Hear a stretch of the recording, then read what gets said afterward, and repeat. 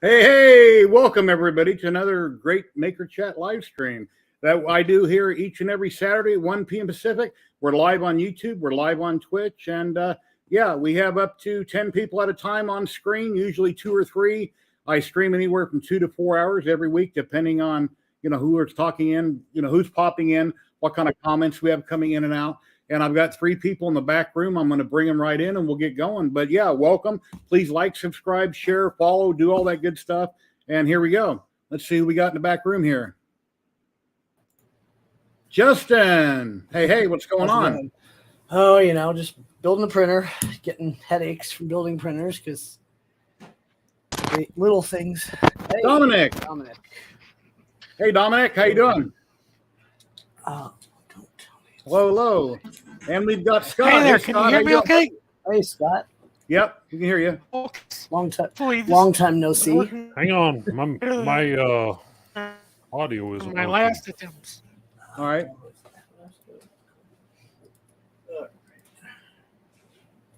There, now I can hear. Awesome. How's it going today? Actually, just walked in the door from the office. Nice. Okay.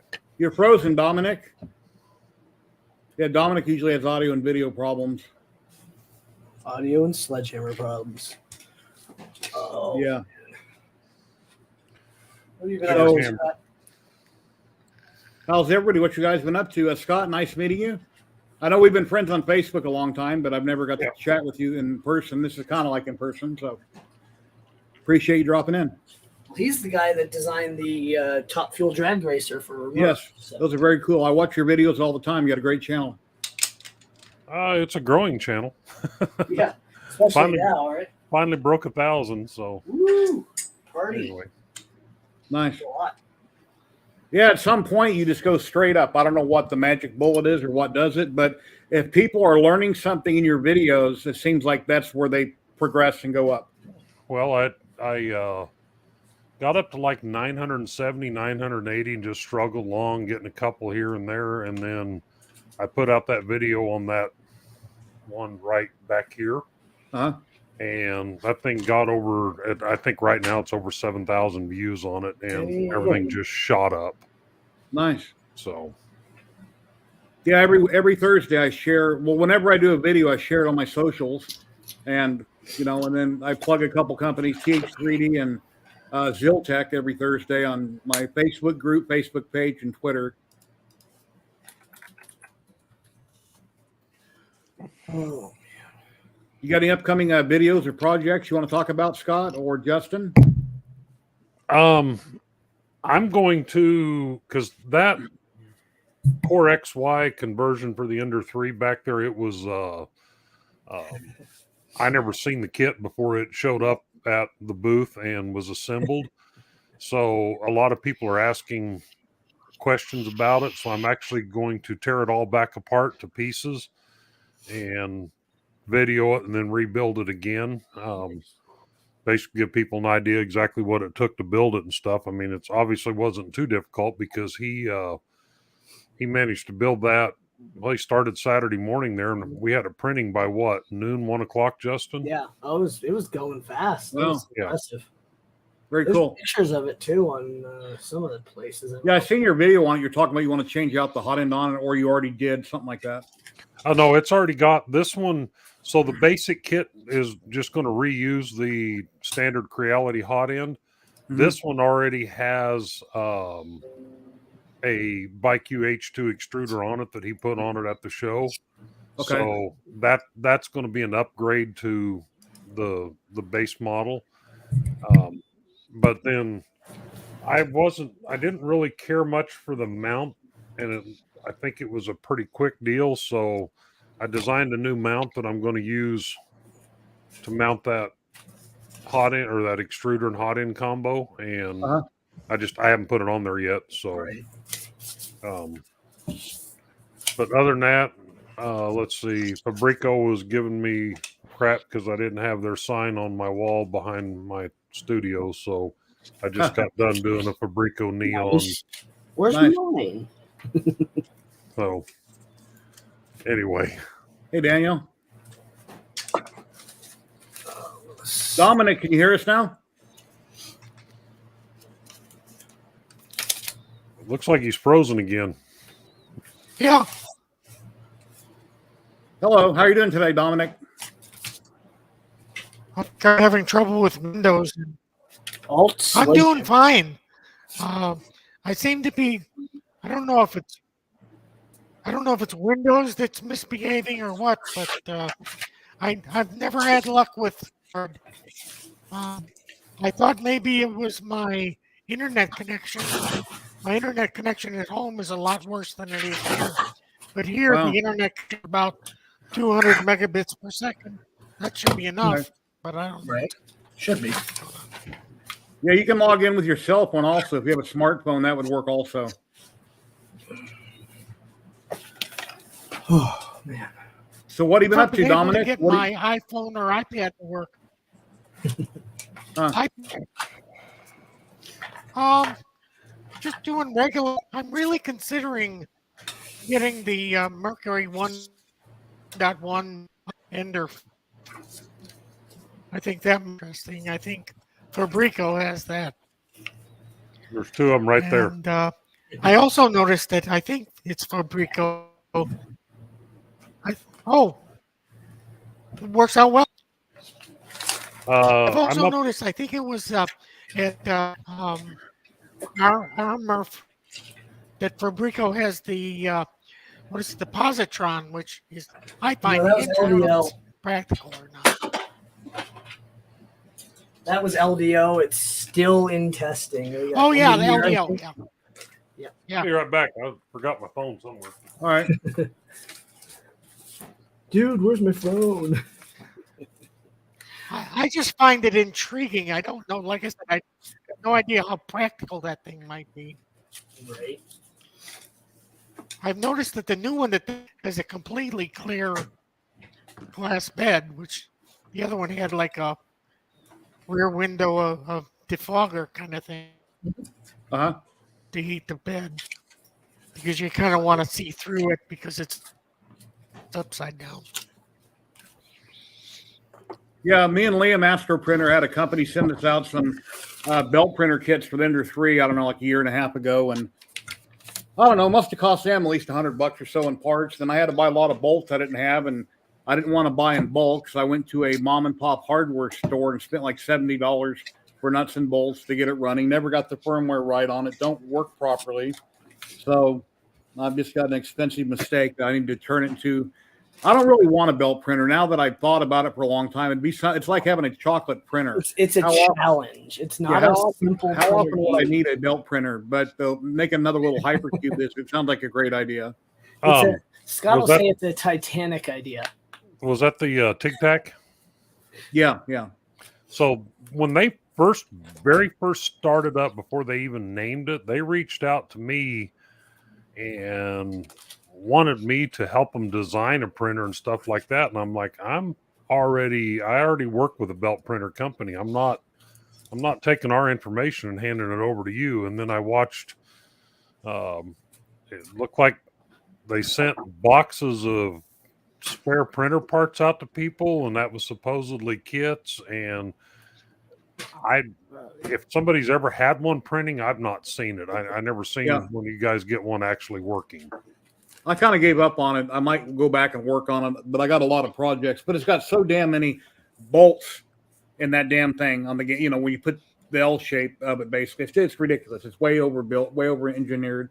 It doesn't need, it's got more bolts and extrusion basically, but it's just fucking dust. I offered up some suggestions in their early renderings and stuff like that of what I thought should be done with them, and it never went anywhere. So I just gave up and moved on. And I've got plenty of belt printers, but like you just pointed out, you either get them for fun or just it's got to be a very specific use case for them. Yeah, you print one or two swords, do a video, and then it sits on the shelf. Yeah.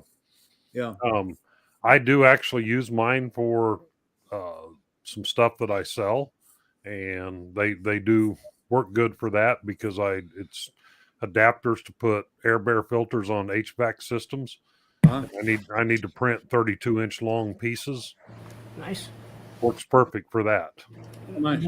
The biggest thing with belt printing that people don't understand is your belt tension affects layer quality, layer adhesion. Oh, Dave Gatton, how you doing? And getting that right is a headache. Yeah.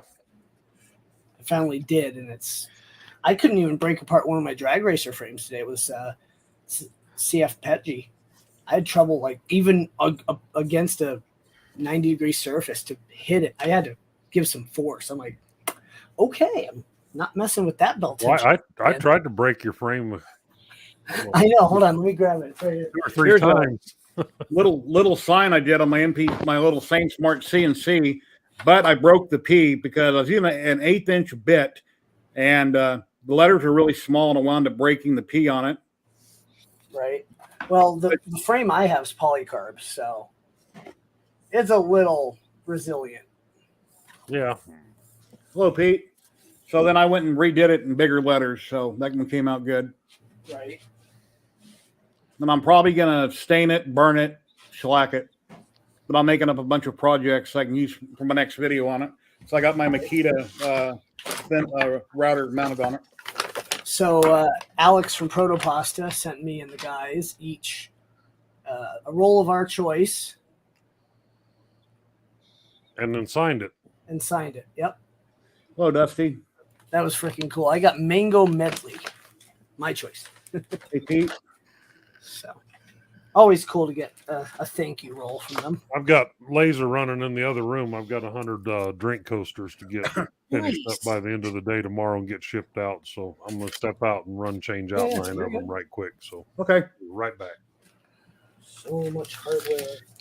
Yeah, I've done that before in the garage. I'll have something running, so I turn on my StreamYard and I mute it and I monitor it from in here, so I can be in the house doing stuff and I can just have another window open watching what's going on in the garage with StreamYard offline. So that works out real good.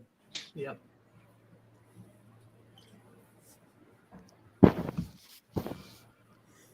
Yeah, your video quality got better, Dominic. You're freezing randomly, but it got better. Here you go. It's not 3D printing, but Can't figure out what's going on. No, we're all about any hobby here. Very cool. Then we talk about lasers, resin printing, cookies, pretty much anything and everything. Cookies are good. And cubes. And of course the big old cubes. Yeah, that's cool. yeah, where are you going to put that at? I don't know. It's heavy as hell. Looks like a portal cube from the game. It does, I know. Is that a trident there in the middle?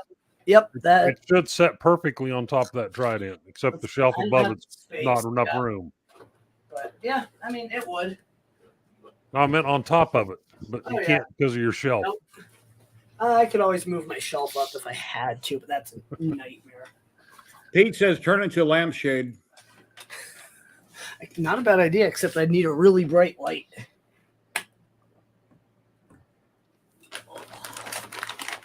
Or a footstool. Your footstool. Yeah. Put a little pad on top, the clear pad. Is it glued together or pressure fit? I'm pretty sure it's glued together. I don't know. They assembled it at the show, so. Believe I seen them using glue on it when they were putting it together. Okay. Yeah. Hey, at least then I know it ain't going nowhere. I'm pretty sure when I walked over there at one point they were assembling. It looked like they might have been using glue on it. It was so crowded over there I couldn't really look at it that well. But next year, Voron's gonna have their own corner with. Chris, thank you for resubscribing on Twitch. I appreciate that, Chris. Okay. Let's see. Joe Blasco, does anyone know where I can purchase a PTFE WYEY to make it easier to load filament into the bamboo from the exterior spool when AMS is connected? A Y splitter? The only thing I could think is contact 3D Chameleon, see if he'll send you one of his Y connectors. But yeah, or a resin print one. I'm not sure if you can find any on printables. It might be that part might be out there on things, printables, Thingiverse. You can print it.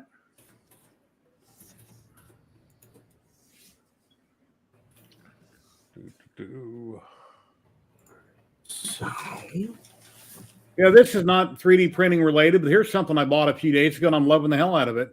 This little Ninja Creamy. You can make all different kinds of things with it, and it can be healthy. And you can, fruits, protein shakes, all kinds of stuff. And it does ice cream, doesn't it? Yeah, it'll make ice cream, smoothies, gelatos. Yeah, put everything in the container, freeze it in the freezer overnight, and whip it up. It's really cool. And then here's my little Saint March CNC I have in the garage, and that's that bigger sign there. I'm working on it, and I got an upcut bit on it. That's why you see all the hair on the top of the print. Yeah. And I'm looking at a dust shoe like this. It's on Etsy. Now, this is obviously 3D printed. Here's the parts that come with it. I need to design this myself and save $60. Right. So, well, somebody else is 3D printing that and selling it for $60. So yeah.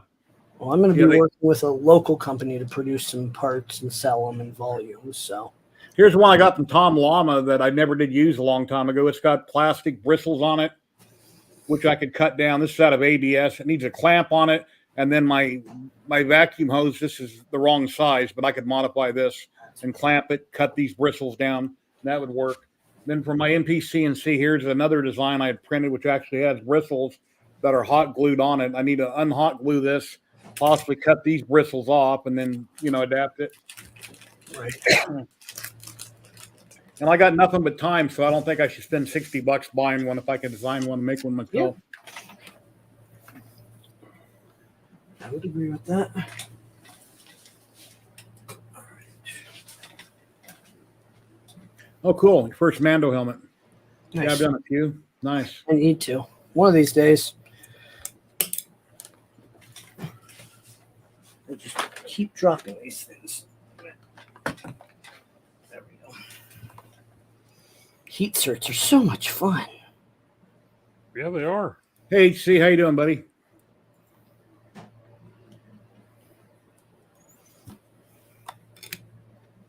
Oh, God. There we go. Oh, man. Redoing my furniture risers because I got a new robot vacuum and it won't no longer go under the couch. So I got to raise it up even further. So I got to print all new risers for my sectional. Do you have dogs? Yes. How do those do on dog hair? How do those little robot vacuums do on dog hair?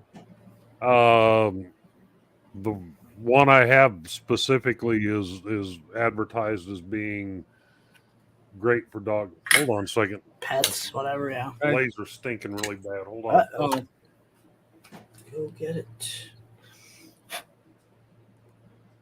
I'm 3 by Oh, 8. I hope he's got a camera mounting and he just all of a sudden didn't smell it Yeah, from in I'm here. assuming so. Scott's good at that. He thinks things through, unlike me with my ADD. Squirrel.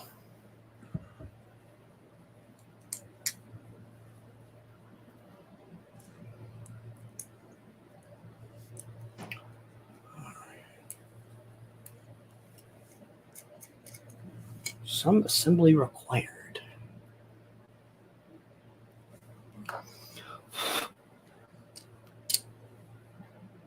So DFH has these black heat inserts, which I really like. So I've got bronze and black, and I really enjoy using the black ones. Apparently, my evacuation fan has quit, so I just killed the laser until I can figure out why that thing died.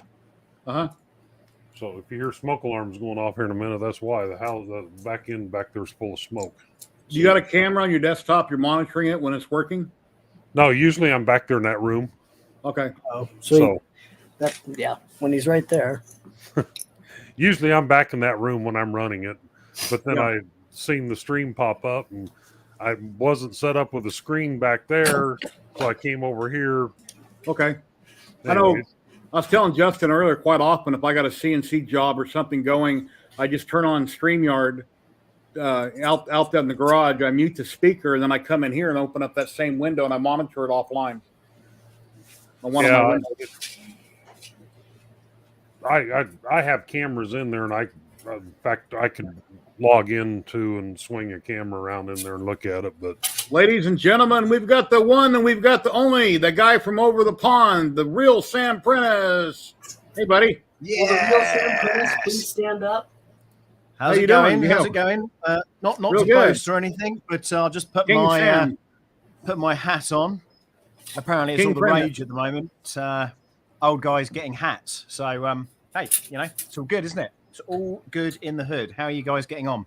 Have Real you good. have you broke any hot ends today, Sam? Actually, not hot ends, but I have just tried to clipperize my Soval SV6 Plus using the new Big Tree Tech Pad 7, and well, that's not working just yet. So not quite breaking it, but I did manage to pack up the Creality into its box and send it on its way today as well. So, yeah. Ladies and gentlemen, we got a new person popping in. He's got a great channel. I met him the other day, Jasper Anderson. Hey, Jasper. Hey, How's it thanks going? for the invite. Very welcome. How's it going? So go ahead, Sam. Well, yeah, I see you broke your hot end. Your nozzle broke. Well, I or didn't something. break Your it. throat- I didn't. something- I didn't break it. It just something broke. happened. Yeah, it's weird. Oh. So I just got off finishing printing this cap, and then I went back to do a clock spring torture toaster, and all of a sudden the hot end was wiggling around while it was printing. So that was the end of that. Wow. So they want the whole printer back. They don't just want to replace the part. So You want to figure out what happened. exactly that. And As I long as they're kind paying of have shipping. this. What was that? As long as they're paying shipping. Yeah, it is. Everybody in the UK now wears crowns. It's the in thing. You know, it hasn't happened in 70 years. Now that it has happened, it's probably going to repeat itself in 10 years because he's old. Exactly. I really hope so. I really hope so. Yeah, I agree with that. It's you guys have got your problems with your presidents, but I mean the maximum they're being power for is like 8 years. We got this guy for God knows how long now. So So 4 years. Four I'm years. You got to rerun. I'm assuming since you're on the stream, Sam, that you turned down your VIP invitation to the coronation today, and no, I was there this morning. okay. I was sat next to Katy Perry. If you look on the on the footage, you'll see that I'm there. I've got more important things to do, like breaking Creality printers. Now, come on. Yes. Yeah. Well, let's Far talk more to important Jasper. things. Let's put Jasper on the spotlight. Let's talk to him for a minute. So, All right. Jasper, tell everybody who you are and what you do, and welcome. Thanks. Yeah, I'm Jasper. I do. Professionally, I do special effects for film and TV. But I've been doing, some of my personal projects over on YouTube and Instagram and all that. So, I kind of end up in this because some of those companies that make the cheaper 3D scanners started sending those to me, and then always try to do something fun with it. Right now, I've been working on this animatronic parrot kit that people will be able to build. So it's Very nice. Printed parts and laser cut parts and all that fun stuff. Servos. Is What it a part of the macaw or an country do you African live in? grey? What was that? Sorry, is it a macaw or an African grey? Well, the idea is kind of that it's a little generic and people will be able to turn it into whatever they want, really. I absolutely love that. That is amazing. I've done. Thanks. Yeah, I did a Raven kit a few years ago, and Oh, I know that. Yeah. You're that guy. Yeah. Oh, really? Okay. This is sorry. Yeah. Let me take this off. That's really random. Yeah, I remember that.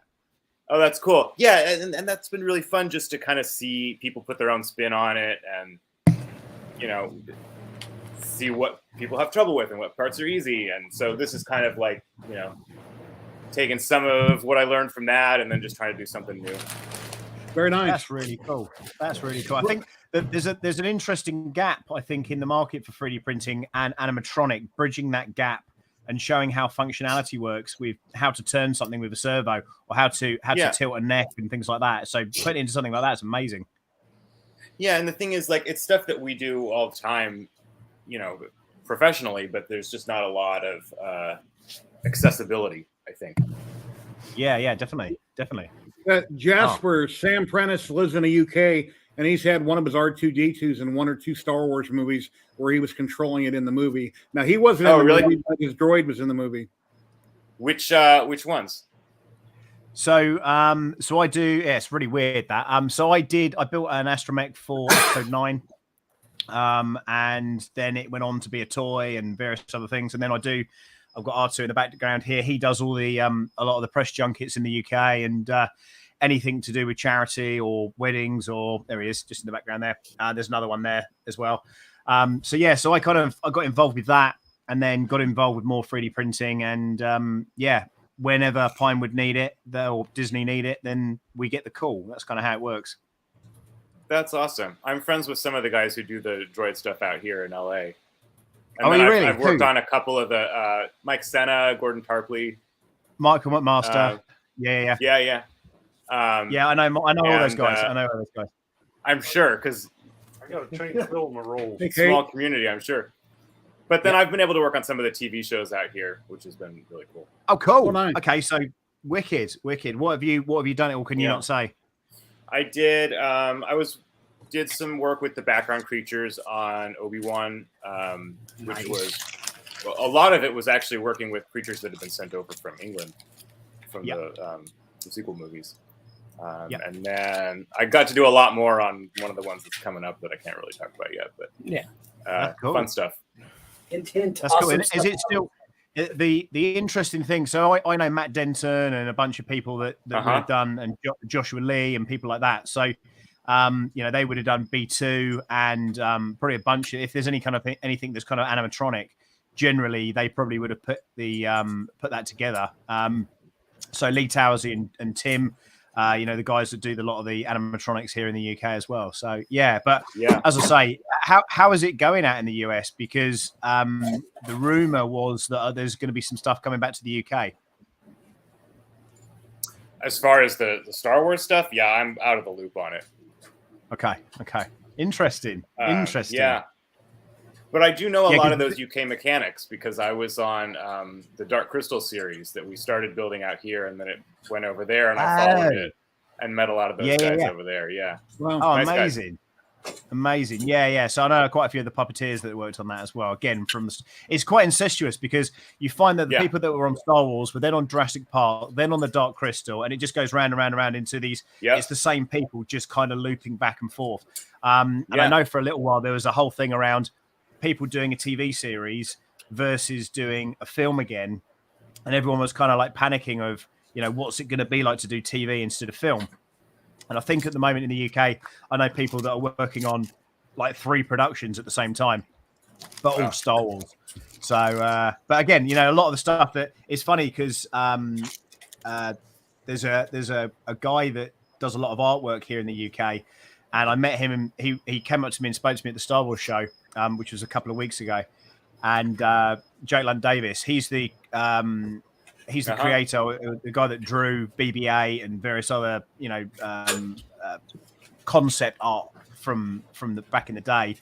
And he was on his Instagram. It's really interesting because he's pointing out a lot of the creatures that he's made that you didn't necessarily see. Because when you do a production, as you'll know, some stuff will be right at the front of the camera, and then there'll be other stuff way back that you're not even twig or even kind of rationalize that it's there. And then it's interesting when those ones at the back then come forward, but actually in the US or on a different frequency altogether. So really interesting. Really interesting. My wife, especially Brandy, because in the bedroom. No, I said that's my wife Brandy in the bedroom saying hi. She's on her cell phone.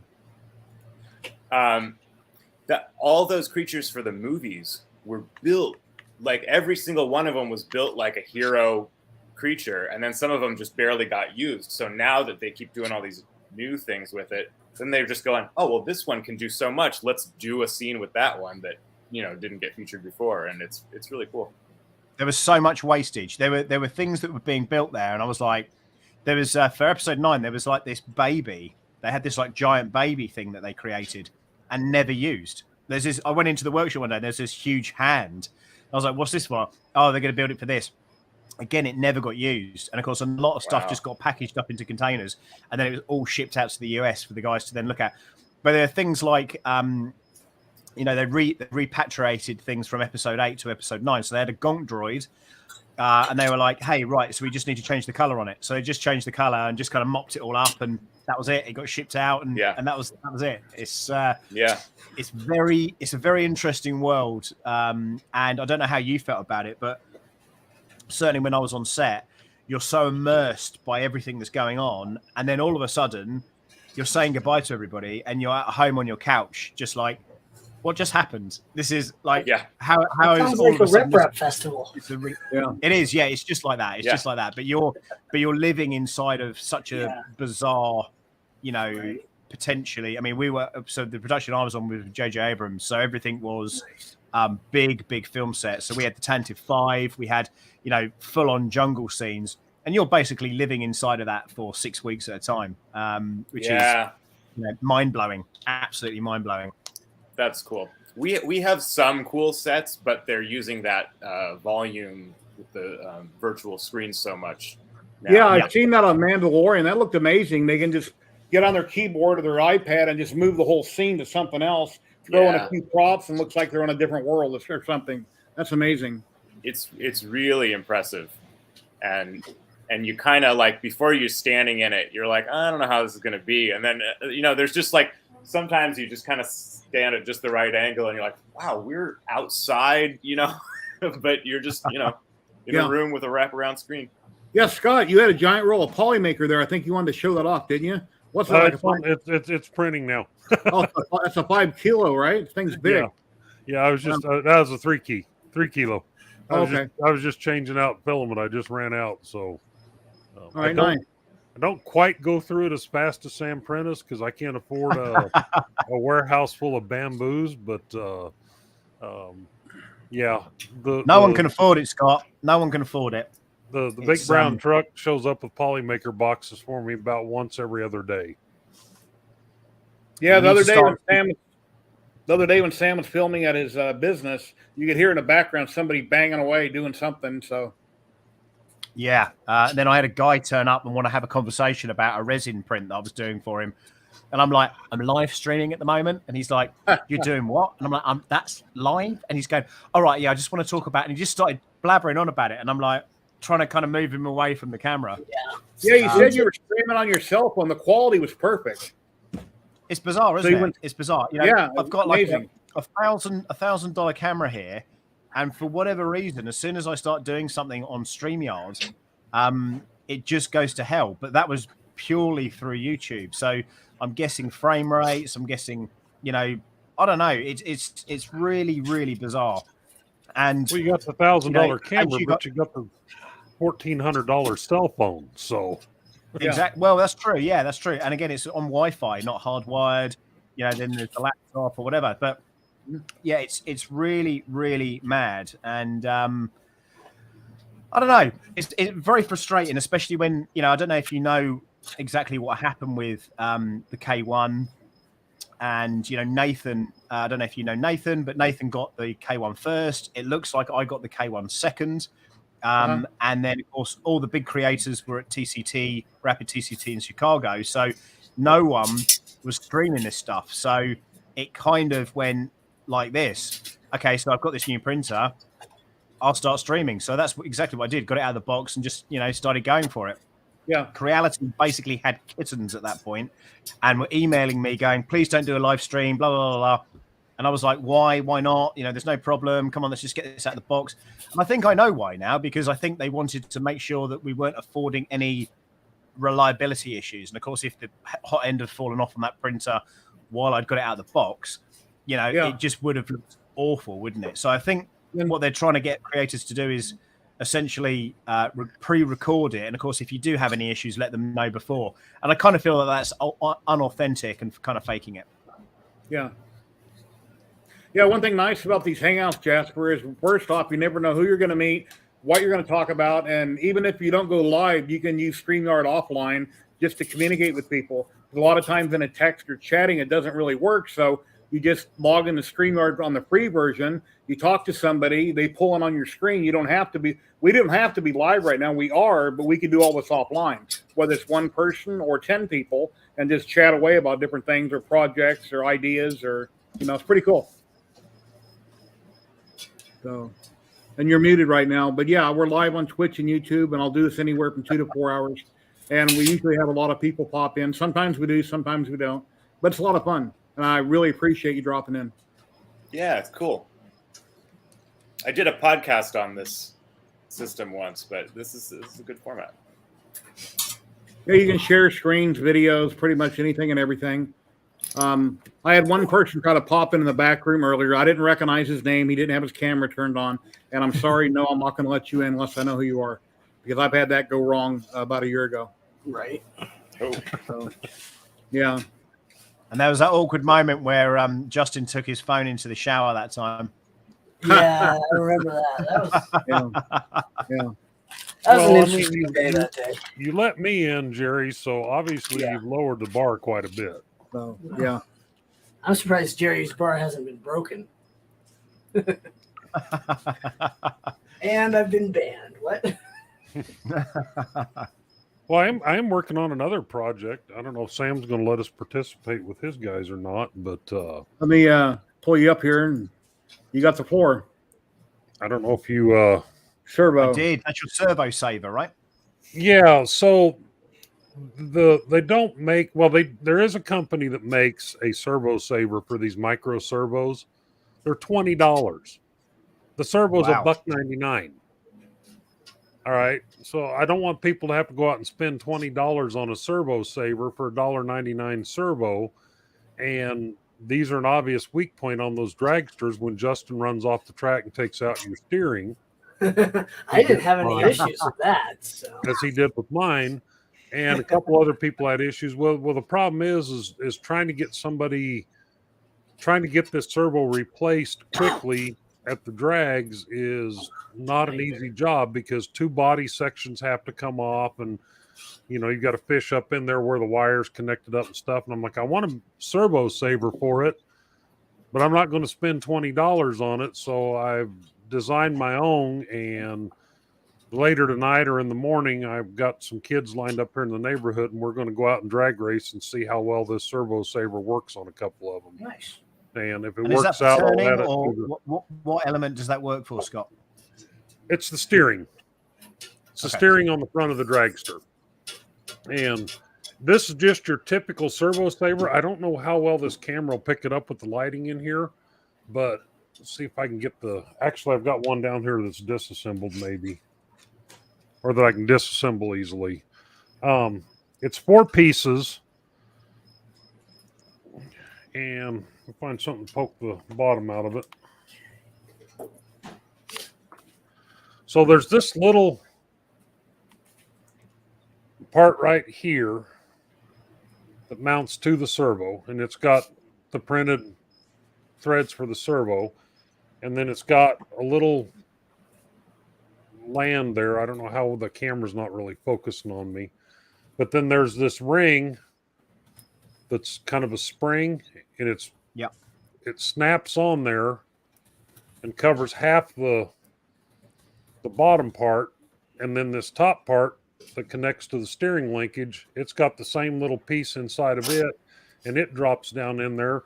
And so as long as there's no resistance, it steers just fine. But as soon as something hits it, that ring will actually expand in there and allow those parts to move away from each other, and that ring expands out. So, because it's not the steering on those dragsters, it's not like there's a lot of forces on it, but when they go off the track and they hit the camera girl or hit the tripod, or when Justin decides just to turn left and take you out. Oh yeah, that was me. Hey, Jack. I don't know if anybody got the big wreck, but Justin yeah. and I raced, and he spun out and went off the track. Well, I'd gone all the way down I spun out? to the other end of the track, and I turned around. I was coming back up the track at high speed, and for whatever reason, when I got just about to where he went off the track at, my car went off the track and just literally smashed into his. And then I might have intentionally run into him a couple more times as we were going back up to the top. I didn't build him to win, so I was all good. Jasper, do you know who Willow is online? She's done a lot of animatronic wolf heads and different costumes that you wear. Really cool stuff. Willow. Willow Check it out. Creative. Willow Creative. Yep. She's never been in on a hangout, but she's done different interviews with Edutech. I think she's in Australia or something. That's why. She's got some really cool costumes. The mouth moves, eyes move. They're wearable costumes and different things. She's Oh, I done see it. Yeah. wings and all kinds of stuff. She designs the things. Super cool. Oh, I've seen some of this stuff. Yeah. Yeah, I invited her to a hangout a long time ago, and she said, "Well, what is it?" And I said, "Where everybody gets around and chit chats." And she wasn't interested in kind of hanging out, BSing with everybody. And I used to do random interviews with different people, one-on-one for an hour, and I kind of quit doing that. So now I just do a hangout every Saturday. I live in Vegas. I'm retired, and I have a lot of hobbies. You know, resin printing, working with lasers, CNCs, 3D printing, painting, watching Netflix. You know, all that kind of consumes me. All that stuff. So, you know, Yeah. I'm a big science nerd. Anyway, yeah, I had no idea all the stuff that you do. I know that you had asked me a question about a week ago, and I went and looked at your channel. And said, wow, he's got a cool channel here. You might want to come hang out with us and chit chat. So, but yeah, it's a lot of fun. What is the channel? Let's have a look for the channel. What's it called? For me, Yeah. it's Jasper J. Anderson. Oh, Let me, I can pull it up.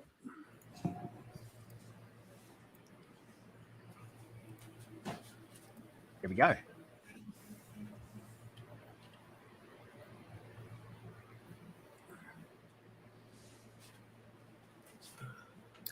so I'm not super consistent with anything, but when I got something or Yeah, the Raven. whatever, I'll throw something up. The one. That's the one I remember. Yeah, I'm glad you saw it. Yeah, did you do a Kickstarter, or you could buy a kit or something as well? Was that something It's you a were kit, trying to get? yeah. Yeah. Yeah. So those kits have been around for maybe 3 or 4 years now, and yeah, it's just fun. That's really good. That's really, really good. And I think certainly from like a I'm kind of anything to do with STEM, you know, anything that shows somebody or educates somebody. And as I said, you know, we've got what myself and Mike are working on at the minute is kind of like a 3D printed battle bot. And we're taking these to a lot of rep festivals. People can CAD. You can use the basic design. Of course, Scott's also done some design work as well. So, but we've got people turning up in Ghostbuster like cars. We've got all sorts of crazy designs. But the idea is in the head. It's very simple. There's a boom on the back. The head has got a kill switch in it, and you've got to basically knock the head off. Once you knock the head off, then the race is basically out of the thing. And we've got relatively good sponsorship deals kind of in place with this. And I think the last races last year that we did was about $5,000 worth of stuff. So, you know, it was not peanuts. So I think, you know, and then I'm back out to the States this year. And then we got another Rep Festival in the UK, first one in the UK, in fact, where we'll be doing the death races as well. And I think Scott's coming out for that. So there you go. Scott's got one there. One of there them? you go. Yeah. So yeah, and then so the idea is with the bludger here, you take out the other person's head, and when the head pops off, there's the kill switch. So you slot it in there, click it forward, that powers it up, and then when you take the head off, it kills the robot. That's awesome. So it's got a few bits of movement in there as well, because the hands, when you accelerate and decelerate or turn left and right, the hands move as well. There's a few microservers in there. You can see not a lot of movement, but it's enough. And then I've modified mine quite a bit. I've got headlights with halos in it, and this whole front end piece and the rear bumper. Nice. But anyway, that's what they are. They're a lot of fun. This one's obviously been battled a little bit because it's kind of busted up on the corners and stuff. But it's actually, this one has survived East Coast Rep Festival and Rocky Mountain Rep Festival. So Hey, Very cool. so Sam, are people do you getting care to the link- files and then printing it and everything themselves? Yes, I mean there's a Facebook group that it's Death Racers is the Facebook group, and then basically it's just there you go. There's another one. Nice. And the weirdest thing is, and it really took me by surprise at the East Coast Rep Festival when I was kind of just doing the comparing thing, and then all of a sudden I look and there's 25 of these racers, and people have put so much effort into making these things. So it was really cool. So We've got a new mod coming out next week, and it's going to be called the Grave Digger. So we have, like, every once in a while we're going to do another mod for it. So it's basically a secondary weapon. And again, people who don't have any CAD skills necessarily, I for the project page, if you go to the Facebook group, so Death Racers on Facebook, that's probably your best bet. Start there and kind of work your way through it. But the idea of that is, obviously, it is a STEM project. So, you got your CAD, you've got your math, you've got your electronic, you've got all the kind of great stuff. And of course, if you're not very good or not very proficient in certain areas, then there's obviously help along the way. So if you're not great at CAD, then there are methods that you can use, and obviously to kind of CAD things up and change things, and people are there to help you. So there's some places to go if people don't use Facebook. Yeah, you can go to Michael Badley's Patreon and pay $1, and all the files are available on there. That's the other alternative. Or reach out to me directly, and I'll point you in the right direction. So, yeah, I've got a bunch of files that I've modded for it, but I don't share all the files. People still have to go to Michael Badley's page and pay the $1 to get the original files. Just because I'm not going to take away from what Sam and Michael have done. I've done some body modifications on it and some drive modifications and stuff like that, which will work with some of their files, but you have to spend the $1 to get their files first, and then you can add mine to it. The idea of that whole situation was to basically encourage people to get into what we're doing. So there's little micro R2D2s, there's full size R2D2s, there's and in fact, if there's a DO on there. A lot of the stuff that maybe you've seen on set might have been, if you were out with Michael McMaster, and you might have seen the big probe droid. Don't know if you saw the 3D printed probe droid when you were there. That was actually modeled by a guy in the UK. And there are 2 of them in the world at the moment that have been 3D printed. Michael McMaster's got one, and there's another guy in the UK. Yeah, Tom. it's like this big. It's full size. It's insane. Absolutely. Yeah. He sent me the files and went, "Do you want to print this?" And I went, "Yeah, I'll do like the 29% thing about this size." Yeah. But no way I'd be able to put it anywhere. But I'll do stuff like battle droids. So I printed a battle droid. It's normally about 12 weeks worth of printing. I did it in 4 days, using 4 bamboo printers, using 12 kilos of filament, raced through that in just a matter of days. And again, the funny thing with 3D printing, of course, if you want to double your output, get a second printer, or get a 4th printer, or get a 6th printer, in my case with the bamboo. So it kind of goes into you get into this weird paradox all of a sudden where, you're CADing something and then you're printing it, and then all of a sudden you're just like, what on earth's going on? But yeah, it's been an interesting journey so far, and it's taken me out to lots of different places, met some really cool people, and Justin is one of the main creators behind the Rocky Mountain Rep Festival. Yep. And my idea is to do Mirth, which is in the Midwest, then Earth, which is from the East Coast, then to do the one in the UK, then to fly back and then do the Rocky Mountain one next year, and then that'll kind of be me for a little while. So yeah, it's cool. I was on Mr. Badelli's Patreon for about a year at $5 a month, and then I wasn't printing anything, so I finally canceled it. But if I ever decide to print anything else, then I'll get back on at $5 a month. But here's the thing: if you time it right, Jerry, as you know, with Patreon, you can pay. If you pay $1, you don't actually pay it to the end of the month. So if you wanted to, if you felt so, it's not about the $1. It's not about any of the money or anything like that. If you join it, cancel it, and obviously download the files internally for that, then you still get the files. It's not, it's not a big. It's really not a big deal. Instruction. I'm happy if you do the event. I'm happy to pay you $1 to attend. It really is not about the money at all. It's about the point of getting people interested in similar things. So there's little mini R2D2s. I thought we were coming up at Murph and Earth, we were going to have to pay like $5 a person to be in the presence of Sam Prentice. Oh yeah, I heard that too. Yeah, that's a personal tax. But, that's great. You go to dinner with him. You go to Denny's, bring him some pancakes. That's your entry. Give him some pancakes. Buy him a beer. Yeah, you know what? I've got a stream coming up quite soon, actually, at the end of the month with Jim from the Edge of Tech that might be pancake-esque and pancake-related. So watch this space. Watch this space. So when are you going to do a life-size ride-on Death Racer? Well, I'll tell you exactly what happened with that. We've talked about that, haven't we? Well, Strategist was going to put something together with Joel Telling. And Joel and David reached out to me and said, hey, we're going to do the full-size Death Racer. How about it? And I said, yeah, sure. So like all these things, they start off really big and then it goes down a little bit. And we worked out that we could get it down to, I think, 70%. And they said, well, can you get it any smaller? And I said, only if you can shrink Joel. And Joel's a big guy. Well, we just you know, need Joel Mitch. Well, Joel, yeah, exactly. Well, Joel wasn't small. So the idea was Joel riding around on this thing. And for one reason or another, the timescales that were there, which I think was about 2 months, with them printing it, us getting the motor design. And of course, like animatronics, you know, what the last thing you really want to do is go, right, you've CAD'd that, let's get the stuff and then hope that you're going to manage to kind of mock it all together on the day. As we all know, that is just something that doesn't happen. You know, you need to test everything. The variances might be there. You might need backlash. You might need, there's a ton of stuff that you may or may not need before you just go, yeah, it's ready. So, and the timescales are really tight. And me and Mike were working on some stuff with that.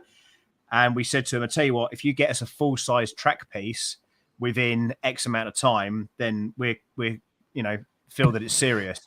And then it just kind of dissipated into nothing, which was a shame.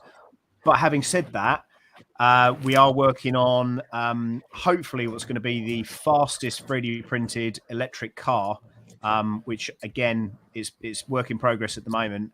And it'll be a Guinness World Record thing. Nice. We're hoping it should do about 60 miles an hour with me in it, and possibly dying. So, you know, that might be the last. I might be the Steve Irwin of the 3D printing industry, as I'm just. Yeah, like Steve said, Ivan Miranda, he's done a lot of really big, cool stuff. He does a lot of amazing stuff. One of the really cool things about working with Polymaker is you're able to link in with other creators. So Matt Denton with his XL Lego go-kart, Ivan Miranda with whatever crazy contraption in red he's coming out with next. So you're able to kind of link in with these other people. So the idea will be to work with those guys as well and head out and maybe race and, you know, all those kind of crazy things. So, yeah. Right. And I've invited Ivan here many times, but he's never came. He said, I'm sorry, I don't have time. But at least he's got back with me. Yeah, he's a busy guy. I don't know what his his deal is with that, but he seems to be up for collaboration and stuff, but jumping on live streams. I've never seen him on a live stream, I don't think. Yeah. He may just not want to be on a live stream. Well, I've had a few big makers on here, and sometimes they don't come back because I might randomly cuss or this or that, and they don't want to probably hurt their image. So depending on what the language is, they may or may not come back because of it. Yeah. So I try. Never have me on at the same time. Then is the key I think to that situation. Yeah. But again, you know, so going back to that go-kart, as a few people have commented on it. Yeah, the idea is then to release the files to you guys. And you know, if you've got a printer that maybe does 400 to 500 millimeters, you'll be able to print it too, but we'll do a scaled down version that might do 10, 20 mile an hour. Part of this whole process was, I don't know if you saw the track system that I built for my son's little car. He never went in it because it literally scared him to death, but the concept was kind of born from that. So yeah, there you go. Go to your neighbors. Go to your neighbors. Hey, can I borrow your kid for a minute? I need to try something. My neighbors are elderly, so yeah. There's well, so is most of the UK these days. So what's that? They're all elderly. Yeah, absolutely. Well, exactly. Especially if you get. When I get there in November, I'll fit right in. Yeah. Yeah. It's going to be fun. It's going to be fun. In fact, one of the Georgina from E3D reached out to me a couple of days ago. So awesome. She's really, really good. She's a lot of fun. Yeah. So they came out to so for some reason, I don't know why. UK, hello. Right. What was I going to say? All right. Come on, Phil. You can come in. E3D is not going to Murph as a sponsor. Oh, really? They chose the Rocky Mountain Rep Rap Festival over it. Oh, that's the wrong link. So I'm reposting the same link. I talked to Yeah. Georgia about it. I'm like, really? Yeah, I was surprised. Yeah. Again, you spoke about this quite well, I think, when we spoke last, and it was about everybody has a budget, Mhm. and a lot of it's about return on investment. So Right. are they just coming along? Is one or two of them just coming out as a presence? Don't know. Oh, that'd be a shame. I didn't ask on that, but I don't. Well, I'll be as bold as to ask her then, because I have no Yeah. limits. And my So, buddy Gus is moving out there in June. He interned with E3D, and so he's moving out there to work full time with them now, Oh, really? which I am jealous beyond all belief. That's amazing. That's amazing. Well, Told him you got to keep me in on the secrets. but Jasper, I know you have 3D Absolutely. printers. Do you have resin printers? A little bit of this, that, and everything, or what all you into? Yeah, I because I'm kind of more of an artist than a technical person. I'm actually more on the resin side than anything else. Mhm. So yeah, I got a Frozen Sonic Mega and a smaller one. I got rid of my smallest. I had one of those original little e-paxes Uh-huh. that they kind of when it was you can get the original Photon, or the e-pax has improved features and you can upgrade it, and of course Yeah. waited 6 I years got a- and never upgraded it, and it's like, why would I? I got a bother Steel at this Poly point? Forge about a month ago, and then I have a Uniformation GK2 8K, and 4K, 6K, 8K. They're all about the same. You don't see a big difference in Yeah. quality. Well, because they kind of advertise it as if that's the actual resolution that you're getting, and it's like, well, that's just relative to whatever size the screen is. So it's Here's almost what like I'm don't even currently- call it that. Here's what I'm currently printing right now. I'm doing a resin lapse on it, where my DSLR takes a frame every layer. So after about 5,000 pictures, when I post my video, you'll see it growing from nothing, kind of like what people do with an FDM printer. Yeah, nice. So, and then whenever this live stream is over later, I'll go back out in the garage and design my next sign in Carvco and start working that video, make a bunch of stuff, and get another video out for Sane Smart. So I just kind of bounce around. I work on this, work on that, come mess with 3D printers, and then I just kind of go in a big circle doing different things. Yeah. What was that carve? Is that that's a Carve, CNC thing carve, you're doing? Carvco Maker. It's a CNC program called Carvco. Yeah, I know my FDM printers inside and out and different software really well, but when it comes to using a CNC and wood, it's a whole different thing. Learning all your tool paths and feeds and speeds, and what bit does what feed, what speed, what plunge rate. So Yeah, whole sure. different world. And I used to have an MP CNC, which means mostly printed, that I wound up selling, and then I just got this one in the mail. It's a real small one. It looks like a Onefinity, but this is only a $600 CNC. And I put my Makita on it, got an adapter, made for a DeWalt, and then I 3D printed a ring to take it down to 65 millimeters. That's the sign I was working on last night out in the garage. That's nice. It looks like a reasonable size. Yeah, well, it only does, I think it's like 15 by, what was it? 15 by 18 or 15 and a half by 15 and a half. Real small area. Yeah. So Can it do aluminum? light aluminum, I haven't tried, but yes, it could do light aluminum. Anything, but you got to put too much pressure on it. The x-axis would flex on it, but it could do light aluminum. I guess I need to go to Lowe's or Home Depot and buy some aluminum stock and tinker and make something with it, just for the video, saying, "Look, it works. See, I made a gear. Look, a necklace. Throw it in the junk drawer." I don't know. I try to make things that I can use, and sometimes you do videos. It's like, well, what do I make? What do I do next?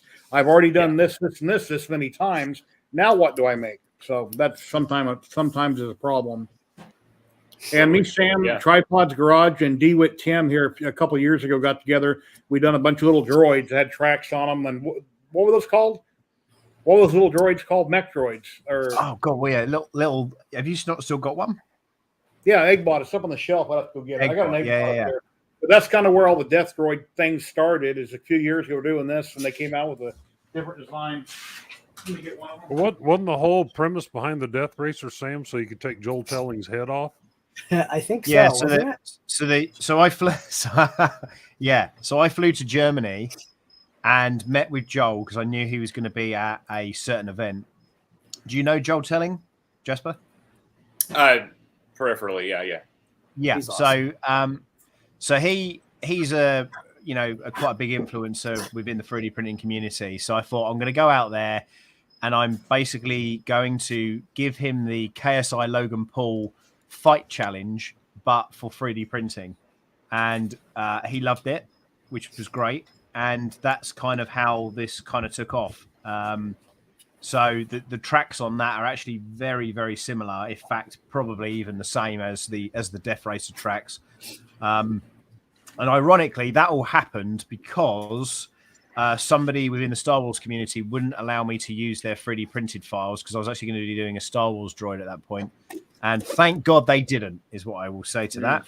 Because if they had, this probably wouldn't be a thing. So, yeah. So I think things can change pretty quick, which is kind of interesting.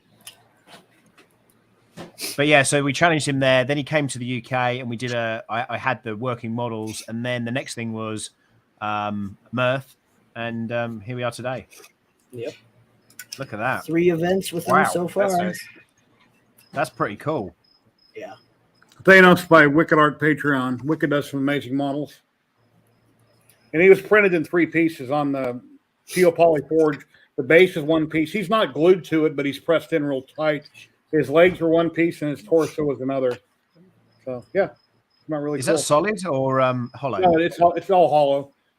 Right. If I was a multi-millionaire, it might be solid because resin is so damn expensive. But no, it's hollow. It's like 2 millimeters thick on everything, but it's very sturdy.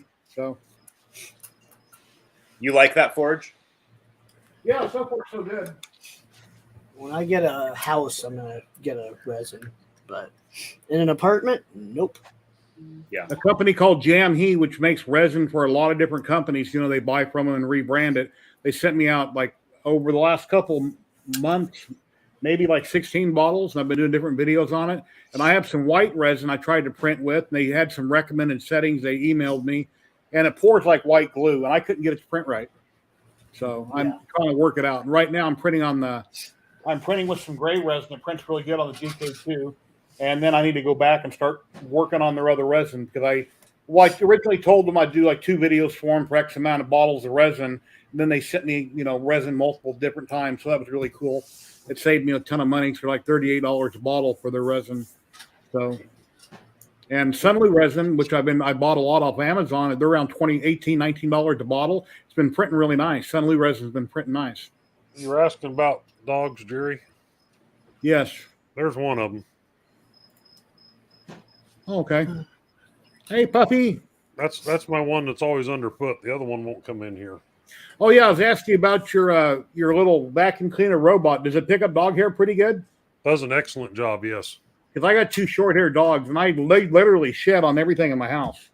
I mean, it's everywhere. Oh, it's a funny story about the robot vacuums. I have the original one, the Robo Vacuum. Roomba.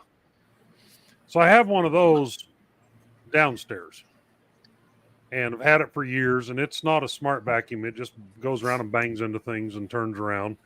Okay. So when I moved into this place, I bought Yuppie had one on sale, which was their dumb model too, that just goes around and bumps into things, and it does a good job. Keeps up because blue healers shed a lot all the time. About a year and a half after I got that vacuum, it started where it would just back off the base, turn around, and go right back on the base. So I got a hold of Yuppie. Did a little voice say, hell no, and turned around? No. Yeah, and I got a hold of Anchor, Yuppie, whoever you want to call them, and they said, well, the battery needs replaced. So I bought a $24 their brand battery and put in it. First time it ran fine, but then the next time when it was supposed to do its scheduled cleaning, it did the same thing. It backed up, spun around, went right back on the base. So I get them back on the phone again, or on chat, and told them that, it's still doing the same thing. Well, then they say, well, the board's probably bad on it, and you'll just have to replace the vacuum. I'm like, okay, well, great. You know, the warranty's a year long on it, and it actually wound up being 15 months. I thought it was 18, but it was only 15 months. And they said they'd give me a 20% off coupon to buy a new one in their store. And I said, yep, I'll buy a new one. It won't be from your store with your 20% coupon. It'll be another brand, and I'll make sure and do a review on my YouTube channel about, you know, this $199 vacuum that only lasts 15 months and has to be replaced. Yeah. So they replied right back and they asked me what my YouTube channel was. So I sent it to them. At that time, I only had like 450, maybe 500 subscribers. Yeah, I know where I think you're going with this, and that usually works.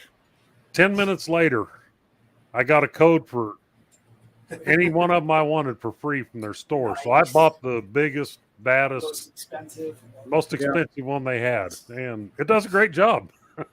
Yeah, very cool. When it docks, does it clean itself on the dock and then it's empty, or you got to do it manually? No. This one goes to the dock, and it's got basically another vacuum in the dock. So it backs up to the dock, and there's a nozzle that sticks out, and it backs into that nozzle, and the nozzle pops a little door open, and then that vacuum, the bigger deal, sucks it all up into that bag, and then it's supposed to last for, they say, 30 days. Mm-hmm. I have 2 blue heeler dogs. It's good for about a week, but I don't replace the bag. I just take it outside and dump it into the dumpster and bring the bag back in and reuse it. Right. So, but it does a fantastic job. And it's got a mopping attachment on it, which I tried one time, but I really just, I have a Swiffer and use the wet pads and clean up when the dogs track mud in. But yeah, I got tile in my house, and except for the bedrooms, and then I have this fake wood flooring out here in the kitchen of my hobby room. And I go around with my regular vacuum with a hose extension. I vacuum up little piles of hair I see built up by wherever, and then I break out the mop, and then I mop the whole house. And I do that, I don't know, about once a week. But I'm just wondering about those little vacuums, if that might be something that could maintain it better than how I'm doing it. all of them I've had so far do an excellent job with dog hair. Even that 11S that, you know, it's their low end model that's not really a smart vacuum. It just goes around and bangs into stuff and goes a different direction until the battery runs out, and then it goes back and charges itself. That one you have to empty. And it did a great job for a year and a half, but then it just quit working. And like I say, this new one I got, this X8 Pro something or another, I don't know. Anyway, it does a fantastic job. So yeah, I'm behind on chat. Let me get caught up here. Yes, Kate, blue healers. That's a blue healer. Major Gamer Geek, hello. And then my kitchen to my small dining room area, there's a small transition from the fake wood flooring to the tile. I doubt it would probably hit that and stop. It's very straight, but it's not much. 17 millimeters is what they say the maximum transition height. Okay, is. It'd probably go over it then. All right. Yeah. Cool. It's nice to know. There's certain things like the blankets in the dog bed. If I don't make sure, well, let's back up to the one the blue heeler I just showed you here behind me when she first came home and she was a brand new puppy. Didn't do a good house check one morning before I left for work, and I got home that afternoon and I got the door cracked open about an inch and got hit with this god awful smell, and that thing had smeared dog crap over 2,200 square feet of house. Oh my God! It ran over wet stuff and kept spreading it. Like, oh no! It just kept, because it started an hour after we left for work, and my wife's in chat listening to what I'm saying. I don't know, Brandy. I don't know. Major Gamer Geek. See if I can get the other one to come in here. Roxy, come here. Rox.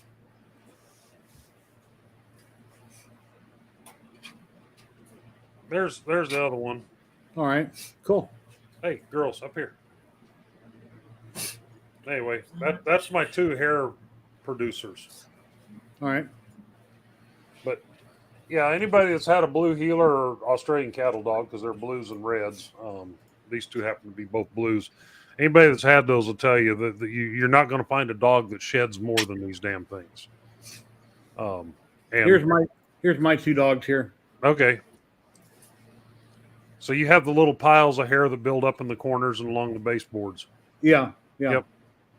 And when I'm in my hobby room, it looks perfectly clean until I start looking around, and then by the boxes or by the trash can or underneath the table will be a little bit of hair kind of bunched up, and yeah.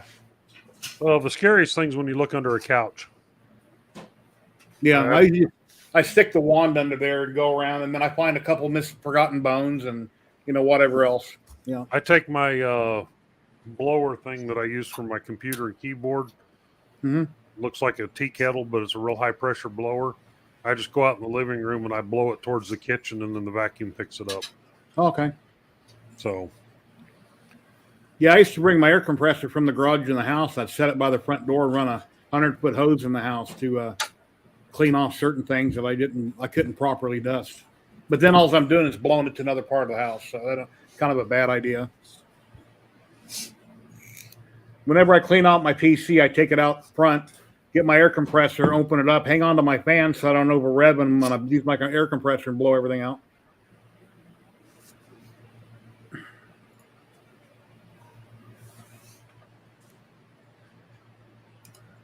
So, are we all good to go, Sam, for Murph and Earth?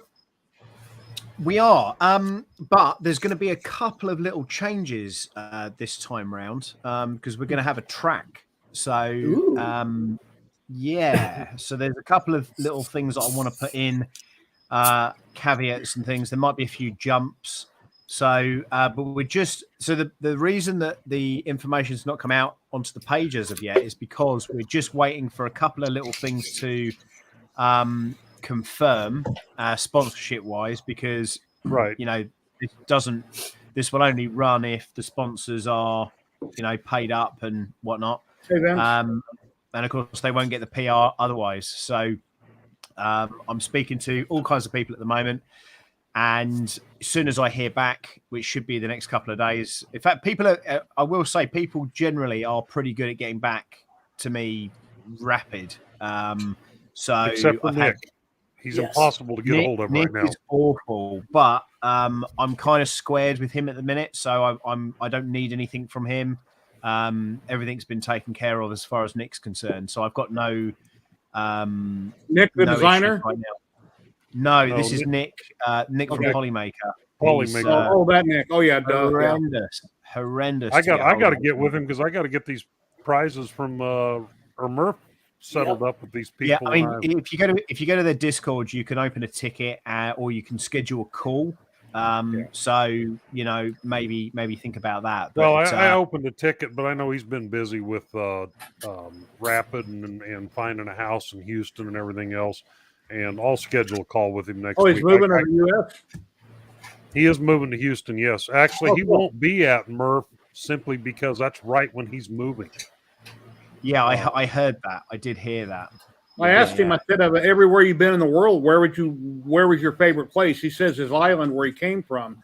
I wanted to hear him say the U.S. since there's so much to do and it's not locked down like a lot of other countries, like where he's living at.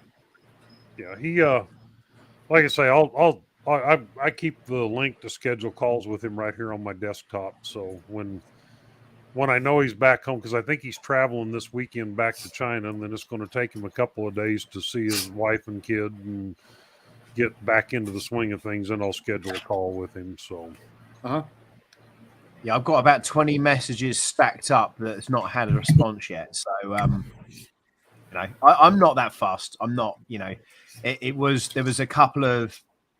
I'll be honest, you know what? There was a couple of moments where I was like, this is just not going to happen with Polymaker this year. That's it, and I started looking around and reached out to a few people, and we got talking to a few people, and it could have looked very, very different. I can tell you that for nothing. I'm talking that close. And I don't like having to jump ship or go to a competitor or anything like that. And it wasn't really a competitor as such.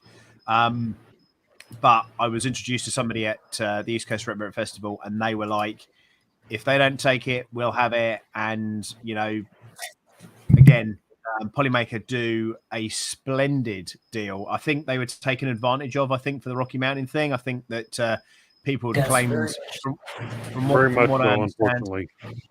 Yeah, they'd claimed some stuff that wasn't right and whatnot. And, you know, I never asked Polymaker to go, hey, you know what, give people free filament. I've never asked them that. I've never thought that would be a thing. Yeah. But that's something that Nick wanted to do, and he felt very passionately about.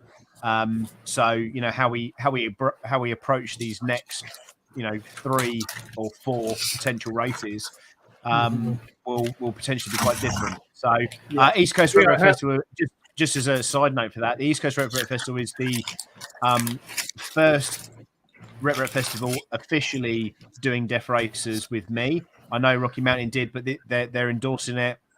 It's going to be a scheduled thing. I'm working to their times. And additionally to that, they're also selling tickets. So if you want to race, you've got to buy, well, you haven't got to buy a ticket. You've just got to claim a ticket. They're free. So. Jasper, do you work for yourself or do you work for a company doing all that you do? A bit of both.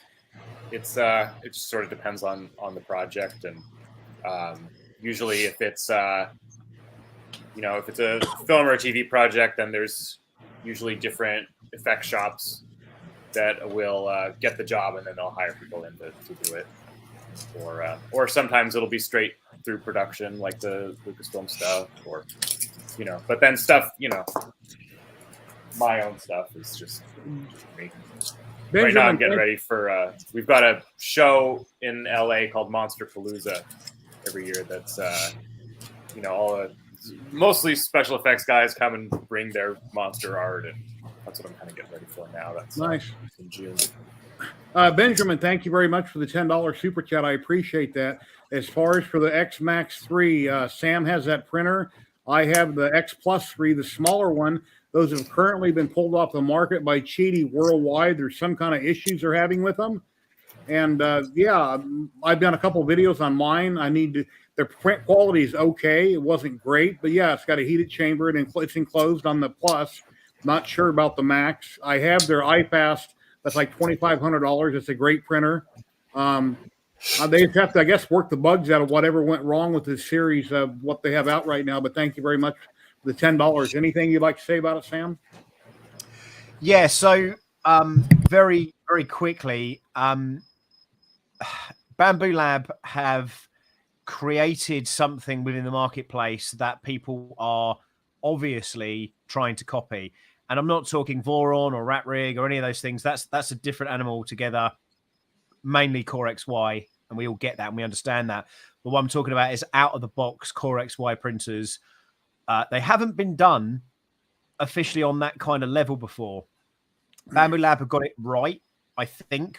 A couple of small issues probably, but on the whole, I'm very, very happy with the product. The one that they sent me, this is Cutie, right? I was like, what even is this? Like, getting out of the box and doing prints and stuff on it while filming it, I was like, and I got hold of the guy that sent me the thing, and I'm like, I need to speak to someone about this. Got hold of support, like, try this file, try that file, do this, do that, da-da-da-da. And I'm like, I'm not a beta tester. I'm a reviewer. I'm not beta testing this stuff, and it got a little bit heated. I was like, this is ridiculous because, I said, if I put a video out, it's going to be trash. And I said, there's quite a few of those coming out at the moment. So I don't really want to be doing yet another trash video. And then all of a sudden, bam, the thing crashed. The bed crashed into the plastics, dug all the plastics out of the bottom. So I sent all the logs off, and the guy just went, do you know what? Stop doing any testing. There's going to be an announcement. And then the announcement came out, and it was, we're putting it out of the market. There's some stuff that isn't right, and we're going to come back to you. So right now it's packed up in my van. And of course, it's a big lump of, it's like having a fridge that you can't do anything with in your house. Because it's a really big, it's almost like having a small tumble dryer in your house. Yeah. Because they're a very, very big printer. So it's such a shame. But I saw that. Then I saw the K1 have some issues from Creality. Again, that's got to go back now. And part of me thinks, is it me? you know, when you get so many like problems all of a sudden, it's just like, what is going on here? But yeah, I think because Bamboo Lab, although initially they didn't get it that right because there was a lot of testing and a lot of problems initially, it's one of those things that I think ultimately are going to work out. But my word of advice would be never buy a brand new printer until it's been on the market for 6 months, because well, this company's been doing printers for a long time. They've had great success with all their other line. So why this happened, I'm not sure. But on my live stream, I went to do my first print, and in the cool zone, there was a piece of red filament. And at the time during the stream, I didn't know how to take the hot end apart, which I had to take off the sock and the hot end and pull the throat out with the 3 screws. And I found it, and I got the filament out. And at the time of the stream, I didn't know it. And people on the stream thought I was trying to print carbon fiber at PLA temperatures because it came with carbon fiber, but that wasn't the issue that I had.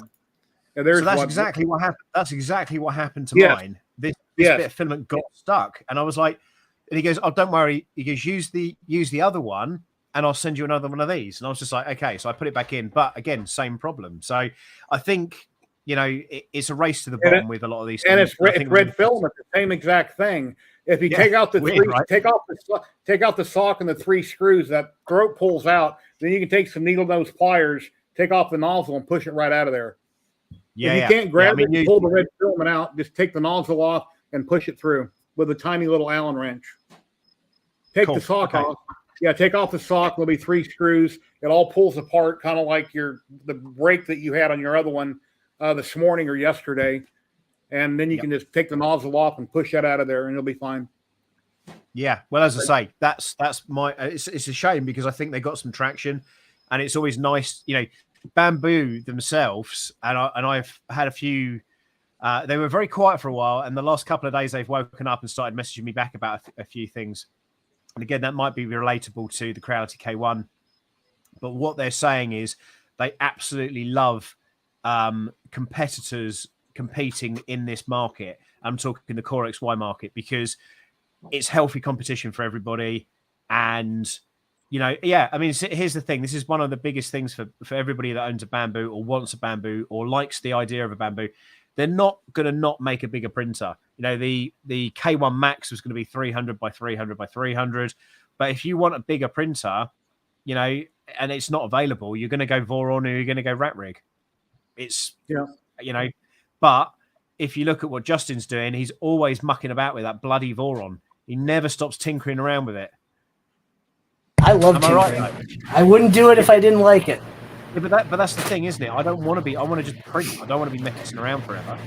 It works good for about 6 months, and then, like any machine, it starts wearing down. That's the thing that, you know, Voron and Bamboo and anything in Core XY has. The faster you go, the more it wears down. So I'm interested to see. That's why Cartesians have been market leaders for that huge amount of time, is because they're not that complicated. And of course, as soon as you go Core XY or Delta, and that's always been the case. It's nothing new. Yep. And when Bamboo, I'm interested to see in the next year, because they're meant to print. Most people that own them are not going to be able to maintain them. Yeah. Not everyone, but a lot of, you know. Subsector had a question earlier. We didn't answer it. Monster Palooza, is that in Pasadena, California? Yeah. Yeah. They've got it started in Burbank. And it's my wife, Brandy. Dogs, that's Brandy's here. Yeah, Monster Palooza started in Burbank and then it expanded and now it's in Pasadena. Yeah, give them bone. Cool show if anybody's in the area. It's worth checking out. Are you familiar, Jesper, with a company called Rubber Gorilla? No. They make it's a UK based latex mask maker. He makes some amazing things. I've bought a couple of masks off him. They're quite expensive over the years, but I didn't know if that was something he goes out to. But very, very interesting, very strange masks that he comes out with. Very, very popular in the UK. It's very good. Rubber Gorilla. Yeah. I think it's .co.uk.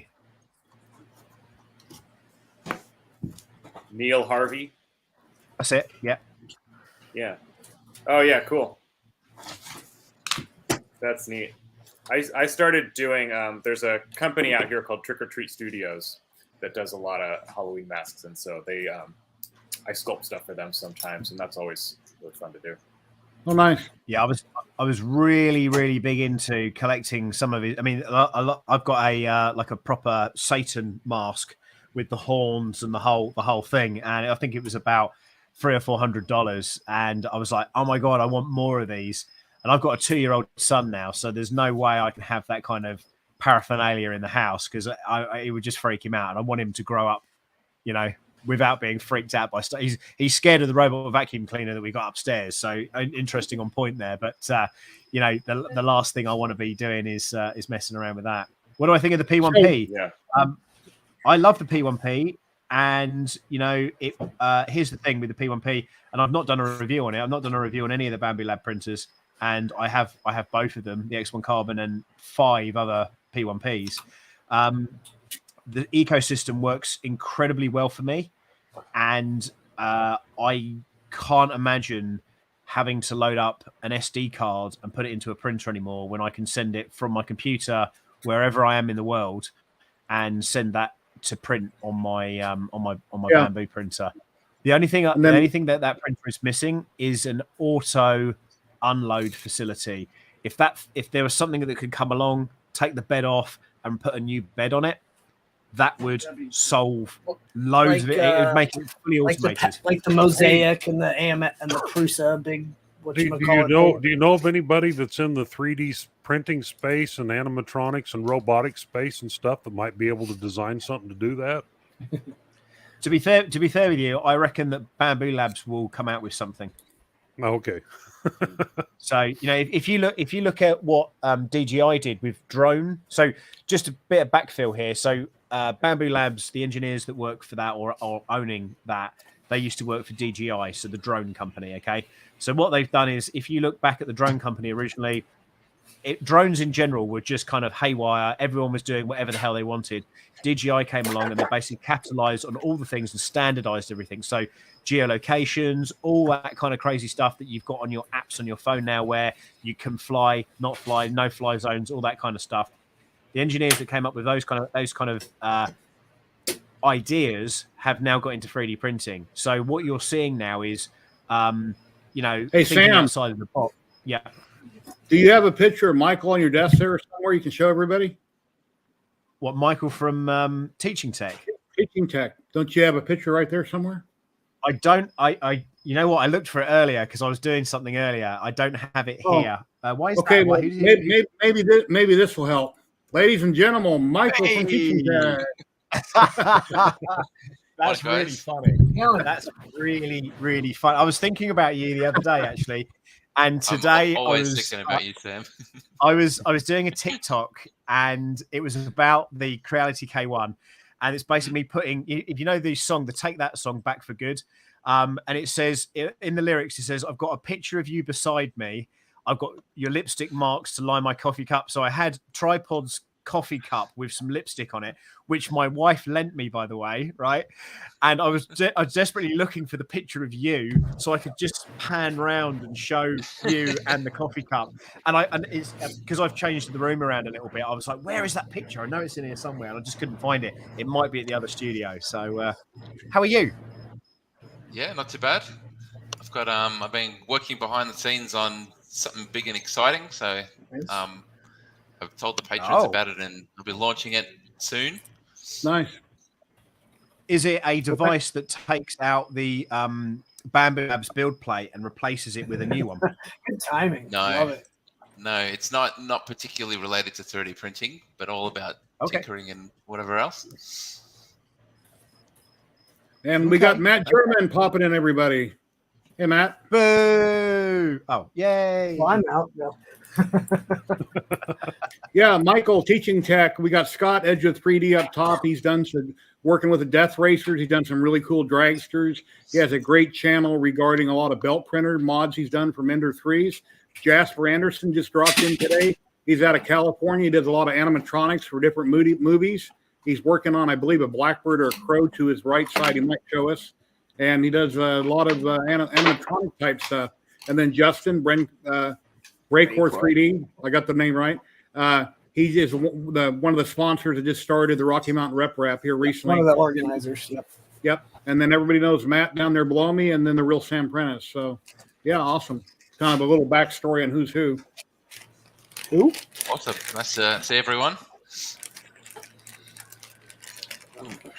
Sorry, I'm. Oh yeah, moving Ziltech. between us. Yeah. Let me post that. Let me put that banner up. Yeah, we will be giving away a roll of Zoltech filament. So do hashtag USA in chat, and we will be giving away a roll of Zoltech filament today. And if it's for US only, but if you're out of the country and you enjoy winning, you can win it, but it must go to somebody in the USA with the USA address. And we'll be doing that here in a little bit. I forgot to post that. Yeah, I just watched your video this morning, Michael. You put out about the different slicers and different settings. I learned a few things. Oh yeah. Yeah, I learned a few things making that too. It's good. I had a couple up my sleeve, and then Nice. I said to my patrons, what's your favorite things? And they all posted the rest. So my favorite one's probably this, like the fuzzy skin as a grip. Mhm. The one Yeah, I that put was in cool. the thumbnail. Like the back seems slippery because the front's so nicely textured, but I reckon I'll use that a bit on different things. Yeah, I bought power tools like that have the same type of grippiness that are just like that. They're molded that way. It's really cool. I wonder how it will go with TPU using fuzzy skin. I haven't tried that yet. So That'd be maybe, interesting. like a dual extrusion printer doing like multi-material with fuzzy skin TPU might be like spot on. Yeah. Fuzzy skin is a slicer setting. Mhm. Yes, That it is. but I got to go watch Michael's video now and figure out how he did it only on part of it. Oh yeah, he explains all that. Yeah. Actually, on a I think bamboo? That was on Rat Rig, that one. Okay. I think the dragster that wound up winning it.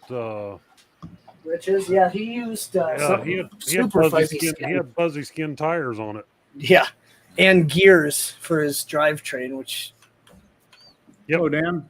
questionable. Dan, who let Dan in chat? Dang it! Kidding. Yeah. I love Dan. Dan is a down to earth good guy. There you go. Yeah, thank you very much for dropping in, Michael. I know you're really busy, and I invite you a lot, but once every 6 months is awesome. We try to get you when we can because you're so busy. All your videos and your family and everything you got going on. Going out today to pick up rest of my son's birthday money. He's getting a second-hand basketball rim, so that's our activity today. But I think it's going to rain later, so probably won't get to use it for a bit. Be honest, did you see that I was on here and think, hang on a second, I'm definitely going to log on real quick?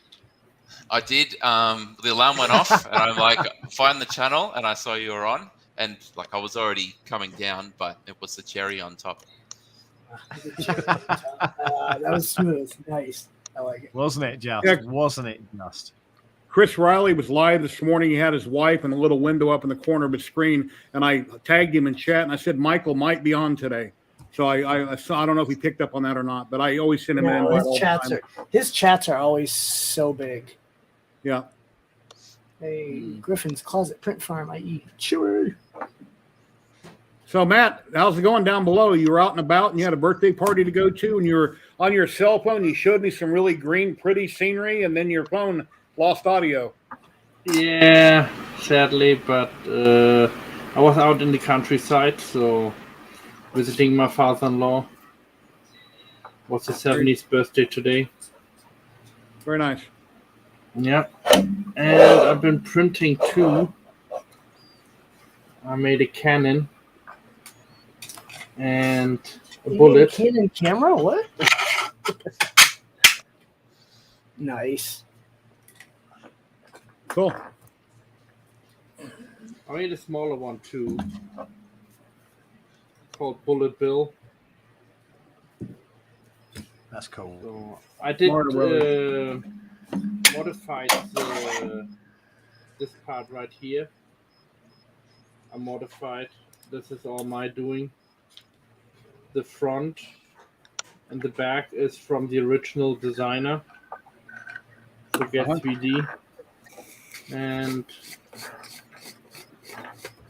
of course, you can open it, store something inside. What printer was that on? That was into that. Yeah, something broke. No, nothing broke. Bamboo. What did you print that on, Matt? The P1P? No, yeah, P1P. Yeah, P1P was it, and I actually got some filament for it. Some special filament what I'm gonna use for making lithophanes, and hopefully in around about 3-4 days time I should have my first colored lithophane, true colored lithophane. Nice. Are you doing? I the printed one this. where- I printed this rope basket. Check this out. This is on a new unreleased printer that hasn't broken yet. Yeah. See Careful, this? Sam. You might break And it. I got it for this chubby cat, and then the chubby cat didn't fit. So then I printed a smaller chubby cat. There you go. And then I printed a friend from him as well. There you go. So what's that? I don't know if you've seen these boats that are all the fashion at the moment. I printed a few of these recently. That was good. All right. Bringing out the boats. I'll show you a real. You can bring a. He's gonna hit us That's with not the a boat. Titanic iceberg. with the That's a Titanic. boat. Yeah, while he's out the room, let me see if I can show you this. What I shouldn't be showing anybody, but this is. And Oh, we're he's come back live. in the room. Don't forget. Oh. Oh man. So here you go. I have one of those too. Wow. Wow. Yeah, I've got a few You up just have there the one? somewhere. And but you know, if you're going to do a benchy, do a benchy the right way. I like that. Yeah. I like that. Titanic. Did you know with benches? Did you know with That these looks like the benches Titanic. that I'm trying to get it to show the detail on this thing. This was printed on Awesome. that new convertible printer I have that does Oh, the- 45 degrees and 90 degrees. Oh, nice. So we printed one of these out at Rocky Mountain, and there was a little girl. I think she was there with her grandparents. Yep. And she kept coming by the booth on Sunday, and as that boat finished up, she was just all kinds of excited about it. And then, so I started a second one just so the printer would sit there and keep running, and she just kept coming back. So at the end of the day, we gave it to her. And so when I got home, I had to print another one, obviously, because I needed to do a time lapse. But I you don't know, know the if Stan camera, knows about the Battle Racer kit too. the camera Nice. doesn't do justice the level of detail that is actually in this boat. And you know, it's printed at 45 degrees and it's totally hollow. If I break it in two, well, here I've got one that I had a layer shift on. Yeah, my wife wants me to print her cruise ship since she went on her first cruise last month. Let's see if I can break this one in two. I don't know I'll what I be can. able to. No, it ain't gonna break. You're not strong enough. They're hollow. Yeah. But wow. oh, there it's. I finally got a fracture line. Maybe I can get it to break Oh, on the wow. 45. There we go. Well, God, save you're it for a very video. strong, Scott. Oh, wow. So you can see they're That's hollow. amazing. There's no infill in them. Wow. I hope there's not actually- too many women watching. Gosh. This can one make right here, you can kind of see. A waiver. Don't know if the camera's Oh, yeah, picking yeah, up really well, but you can see it on the top where it drops down. I didn't have the. Thank you. 3DP UK. I appreciate it. Thank you for Super Chat. Very nice. I didn't have the voltage up high enough on the steppers, and because Hey, obviously it Kate. was the very first print with that printer, and trying to get it sorted out. So that one had a little bit of a layer shift, but I've since printed. I think this right here makes. Well, you can see it picks up everything off the belt too, but Have you set that in the bathtub? Will it flip over? I don't know. Gonna have to try that. I Do it seen now. Let's do it right now, Scott. Let's go and take the camera into the bathroom. Well, I let's would have have a said look a swimming now. pool, but a lot of people don't have pools, but everybody's got a bathtub. Well, I got a bathtub in the room right behind me here, but the cord on the camera ain't long enough to get to the bathroom. So Yeah. I have not tried to see if it'll float. Hey, do you know you got a smartphone, right? I do Yeah, have just a take a smartphone. photo, take a video, and then upload it. It's easy. Well, no, you can log in the StreamYard through your cell phone if you wanted to. But anyway, This no has worries. got to happen now, Scott. We want to see the bathtub. All right, let me go put some water in the bathtub. Hold on. Yeah. Close the toilet seat. Anyway, that is incredible. That is so. When I was at East Coast Retro Festival, Chris Riley was there, and he was like, "Oh, did you know this about benchies?" And I was like, "What's that?" And I didn't know that they will snap together. Interlock a whole bunch I of my had no idea. I had no idea about that. Literally no idea. Is that intentional? Little hidden. I don't know. Liam showed me. I just don't know. It's mad. It's absolute madness, though. Right. So there you go. And I bet you, if you do end up printing 2 benchies, then you'll end up doing that, guaranteed. Oh, yeah. Has to happen. I've got like 20 benchies. I have any. I don't think I have any handy. See, Michael's scrabbling around, thinking he's going to have There's to print one. a couple now. I've got one. I have none.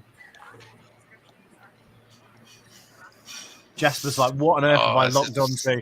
And now he's being, annoying, Jasper, guarantee you now, Jasper is being too polite. He wants to leave, but he's like, I don't want to be impolite and just let him just go. Suddenly, the connection is just going to get suspiciously bad. There you go. Yeah, we know that one. I do that one all the time. I gotta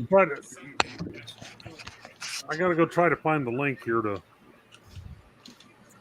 That's right. Take your time. We're here all night. Oh, let me send it to you again. Oh no, here it is. Okay. See if it'll let me log in. I don't know. It's trying to force me to go in through Chrome.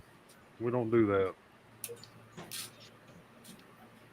Yeah, I only use Chrome or Firefox. Did you find your sometimes. second benchy, Michael? No, it's annoying me now. I've got to print one.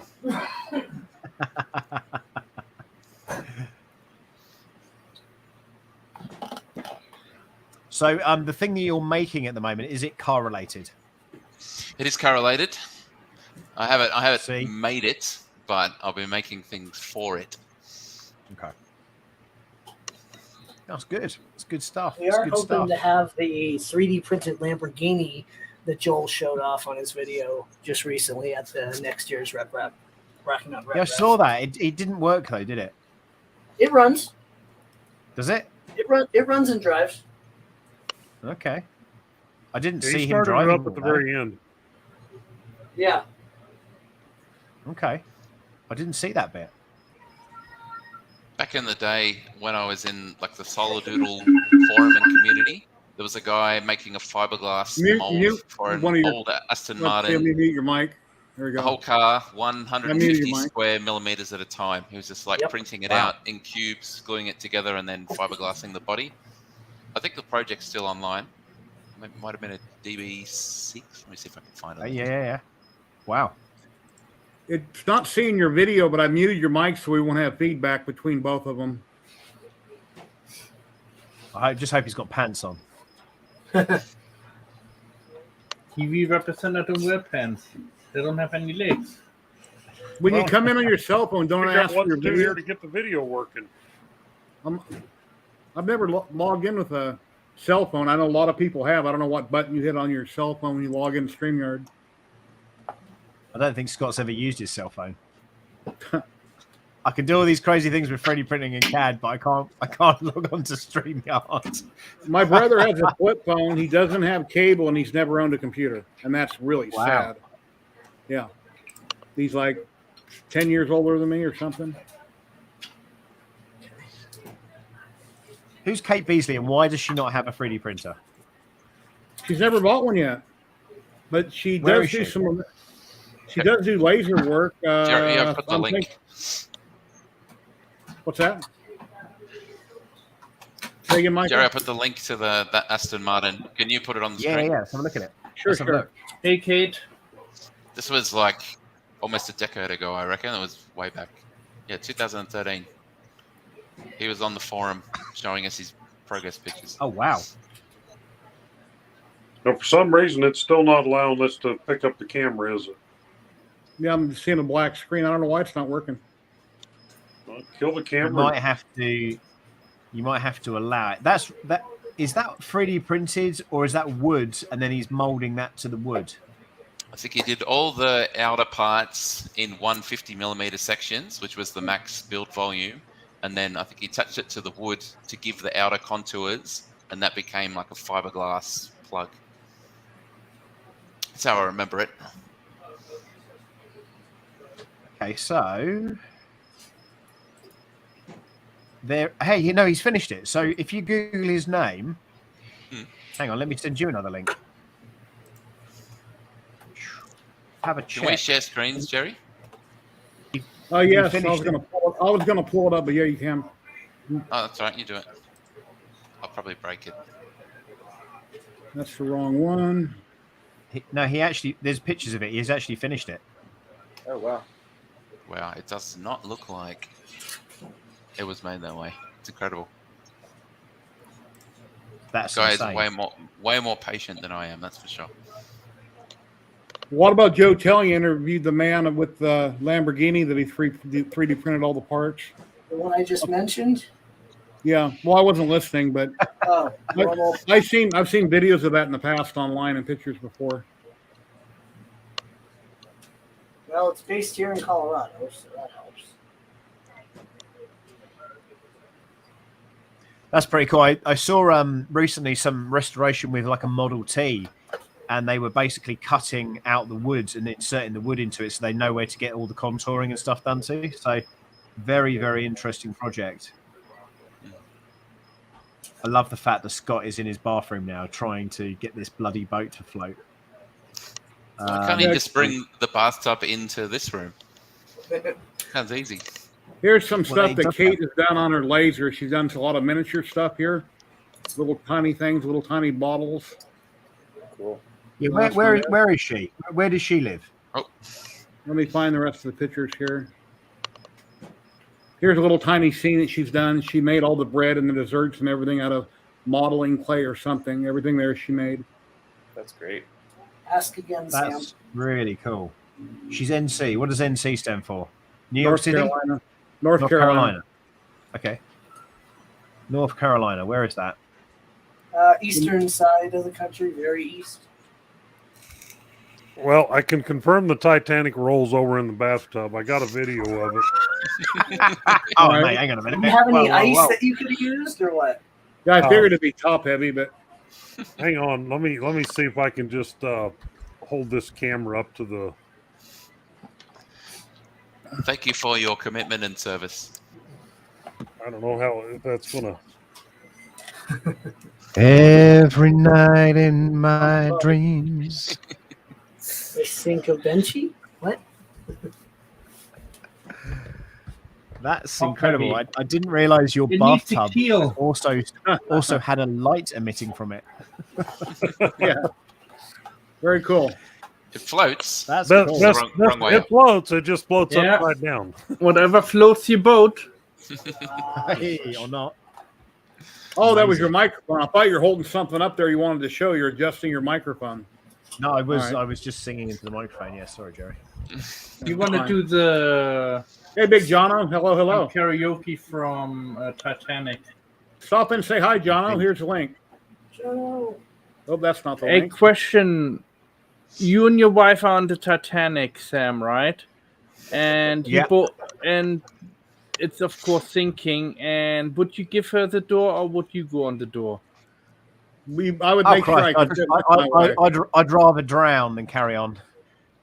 Okay. You know, she'd be there at the end. I remember 68 years ago. Yeah, it's freaky. I met this young boy, Sam Prentice. That's it. We made love in the car. YouTube sensation. Yeah, imagine such a thing. Imagine such a thing. But yeah, Sam. No, she can keep the door. Yes. If you're doing a new picture of me for that space, is it possible you could draw me like one of your French girls? Absolutely. That was already guaranteed. That was what was just going to happen. Wow, this has got really tense, isn't it? Everyone can feel it. I have my English girl You here. can tell by people's faces whether they understand the reference. Can my English wife please come to me? It's what the lady says to Leonardo DiCaprio. Oh, I got it. No, I got it. But I could tell some other people didn't. I know. I haven't seen the movie. I've seen the movie when it first came out, and I haven't rewatched it. Is that an authentic You Burger don't King need crown? to. No, it's definitely We not. can recreate the whole movie. We have the boat, we have the artist, we have the French girl. We've got everything. we do. We have Justin in his shorts messing around with a Voron. I mean, wasn't that in it as Building. well? I'm building a barefoot. Oh dear, amazing. I've just been on a stag do out to Budapest, and I'm the best man, whatever that means. And my business partner Sam, who is the groom, is about to go out to Australia.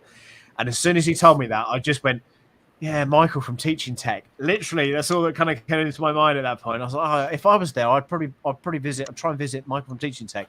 Michael from Teaching Tech, by the way, has got a injunction out against me, so I cannot meet him. But you know, it's Sounds about right. I'll roll out the red carpet. You tell me if you're coming. You make sure you tell me. man, I would love to go out to Australia, 100%, and it's got to happen at some point, isn't it? I'm actually surprised. It's funny because there's a thing called, I think in the UK, called Makers Central, and they're flying out Frank from Frankly Build to come out and show off his Iron Man stuff, right? And I'm like, why are they not bringing Michael from Teaching Tech over here to do an awesome STEM-related Clipper-esque, you know, some kind of teaching thing? Surely. You must get offers. Surely you get offers. Not to go to overseas shows or anything. Like people will ask, are you going to this? But the practicality is it's on the other side of the planet. And, you know, I got young kids, and not as young as yours, Sam, but like to just drop everything and do a trip like that would be a massive deal. So, yeah, it's not really realistic. I would be throwing confetti in the air if someone asked me to do that. Absolutely 100%. Good God. Yeah, he's just turned 2, by the way. My son just turned 2 like last week. So, oh, cool. Yeah, it's definitely a learning curve, to say the least. But, is he walking around and getting into everything he shouldn't? Oh my God, he is. Walking, talking, jumping up and down, wanting to. There's a thing called Ben and Holly, which is kind of like I don't know if you're familiar with Peppa Pig. Thing called Peppa Pig. Ladies and gentlemen, we've got Big Jono dropping in. Big Jono. Hello. Hey. Hello, Big Jono. How's it going, everyone? How's it going? Amazing. Go ahead, Sam. I interrupted you. Yeah, no worries. So there's sort of cartoon stuff that I'm all of a sudden having to watch cartoons again, which I thought growing up, I thought maybe when I've got kids that'd be kind of cool because I can watch cartoons again. But the good thing about Ben and Holly, though, is it's elf related. So it's elf and fairies, but there's a little bit of innuendo in there. And you've got to be on the level to really sort of pick it up. So it's kind of cool. It's kind of cool, but I'm enjoying it. He's got a trampoline now. So it's Dad, can you go on the trampoline? So I'm on the trampoline quite a lot with him. So, you know. Did you see the brumbleweed? The grumble. The brumble. Yeah, the brumble. What's it called in the show? The brumble. The elves live in the trees, and they have like a tree house, and that's the right show I'm talking about, right? Matt, are you trying to pretend that you don't know this? Because I know that one because I used to watch it with my nephew, Ben and Holly, but that was like 8 years ago, I think. 9 years ago. Yes, it's not new. Big Jono, have you ever met Michael from Teaching Tech Above You? You ever talked to him before? I've never met him, but I'm a big fan of his work. Big fan of the YouTube cool. channel. And then right above you, Jasper. Sorry, hang on a second. Let me just stop you there, Big Jono. How big of a fan? Have you got a photo of him? You have a shrine. You have a shrine, I hear. Big Jono, right above you, Jasper Anderson, lives in California. He works in the movie industry doing animatronics and different things like that. Oh, very cool. Very cool. Nice to meet you as well. You too. And I think you know everybody else here, right? I do. Okay. I think I saw Jeno somewhere recently. I just don't remember. Yeah, you look familiar. I can't put my finger on it. Yeah, I don't know. Somewhere? Wherever you would have seen him, though, he would have been working on a Voron, tinkering with it one way or another. I'm building one. Shush it. Well, if anybody doesn't know anybody, you're welcome to chat with them and don't yell at them or curse at them. But, you know, here we go, I try to bring people together so we can all talk about this, that, and everything. You're welcome to plug your channel or anything you're doing. It's not a problem. I'd like to see some of Jasper's animatronics if that's possible. Apologies if it happened before I came on. No, here I haven't fired this thing up yet. Give me a sec. Oh, great. I'd be surprised if you haven't seen the Raven that he did. Is that are you firing up the African gray macaw? That's right. See, I've had and I've owned African grey parrots and blue and gold macaws. So I was trying to, you've obviously CAD'd that off something, right? So is it just a generic mix of the two? It is kind of generic. I was originally sculpting it in clay, and then because I started this like 3 years ago, something like that, and then as I kind of finally started doing it, it was like I just need to do the whole thing in the computer now, because the Raven was done as a sculpture and then vacuum formed and all that, but now it's like I'll just do the whole thing. Yeah, because it's interesting. But yeah, I'll tell you how I came across your channel, okay, and that Raven thing is because I'm part of the Holiday Light Show thing, so I do X Lights, and I did the whole singing pumpkins and that, and you're part of that as well, aren't you? You do the projection stuff. Yeah, because I used to do a big Halloween display and then stopped when I didn't have the space, but I kind of kept coming up with ideas that I thought would be cool, and so I started, selling them to other people. And so, yeah, I did like some tombstones that you project. So you make a blank tombstone and you project my footage onto it, and then it looks like bugs crawling on it and cracks and all that kind of fun stuff. Yeah. Because I had the singing pumpkins, which was, I don't think it was your one, but it was one of those things. That's so cool. Yeah. That is insanity. So this is still, I haven't really set anything up fully yet, but that is cool. Thing is with parrots, right? Parrots always lull you into a false sense of security that they're actually enjoying the fact that you're sort of stroking them, and then bang, they've got you and they bite you. So, now, do you do just freelance, or do you work for a larger company doing this type of work? Or it's all kind of freelance, but you end up working for a company for a while, and it tends to be like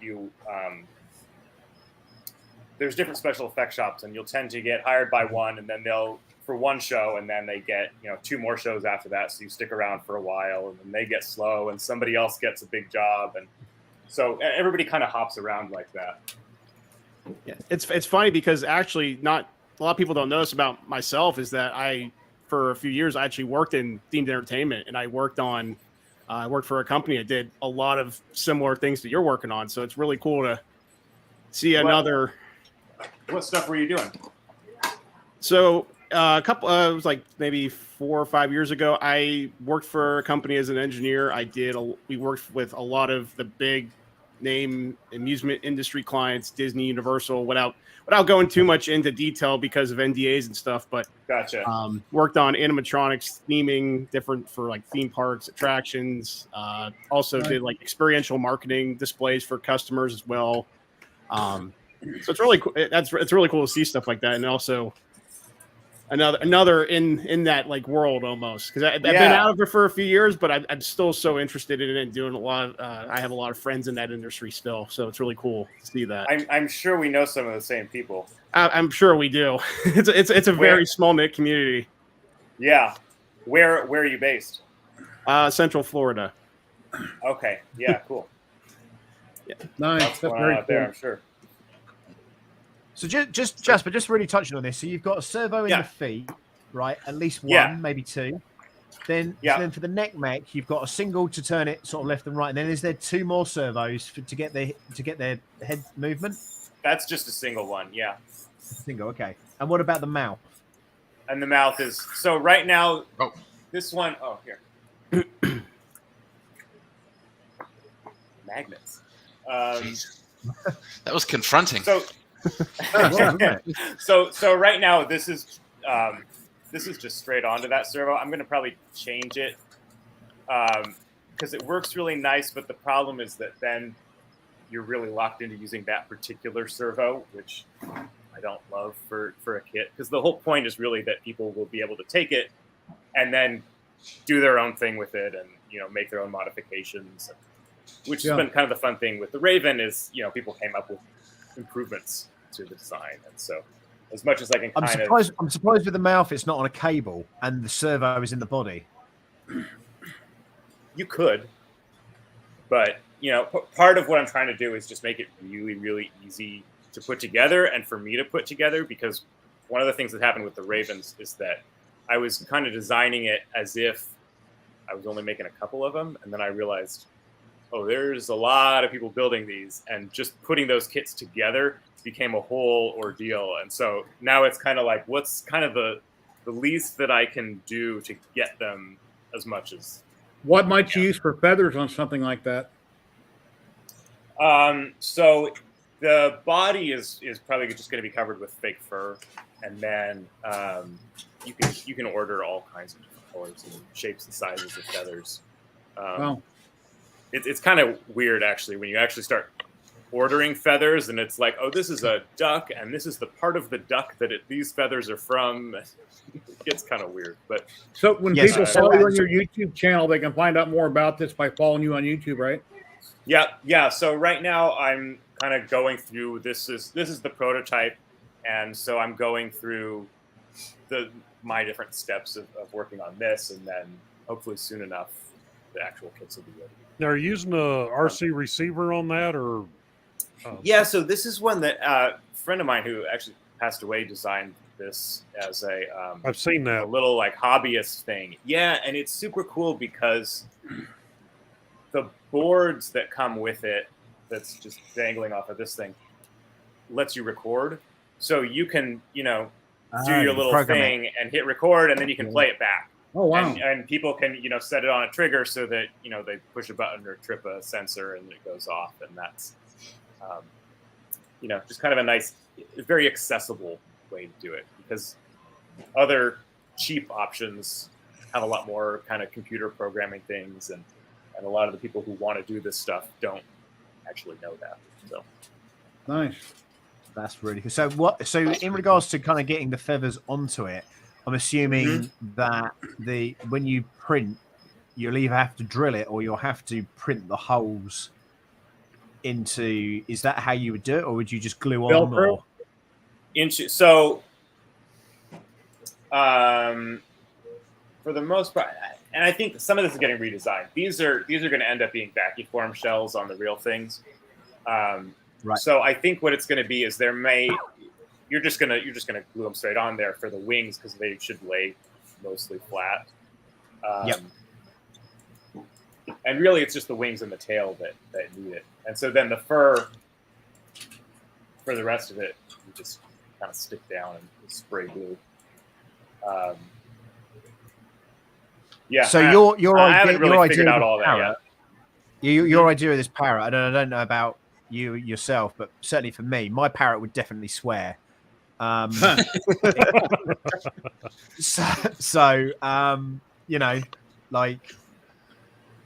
what's your favorite swear that a parrot might make? I'm joking, of course. That's cool though. So how much? So you've been working on this for 3 years, okay? So how much longer do you think it's going to take to get this over the line and get it Raven-esque, so you can order that kit or order the STLs? I think it's in the next couple of months. I say it's been 3 years. I thought that I was going to start this and finish this in, the beginning of 2020, and then I just got distracted and moved on to other stuff, and so I really just picked it up again recently. And let's be fair, Jasper. No one got distracted in 2020. COVID happened, and everyone was sitting at home in their pants, wondering what was going to happen next. You really should have just dug deep on that one. It needs a little audio box, so when you program it to do something, it can also talk, and that would look really cool on a future live stream. Let me know when you get it done. I might be interested in one. Well, and that's kind of one of the things that's nice about these boards is that they made an add-on for it that you can put audio onto a little micro SD, and then you can set that to one of your servo channels, and so it'll just talk along with the audio. Just, that's really nice. Cool. There's nicer ways to do it, but it does it all in one, which is cool.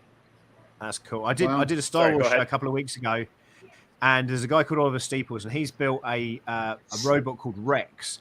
and it's just in the original in the initial stages at the moment. But he had a mouthpiece on, and he would talk, and of course it would do a little bit of animation when it was talking. But as people were walking past, he had this kind of high pitched voice. Hi, it's Rex. My name's Rex, and he'd do the RC stuff.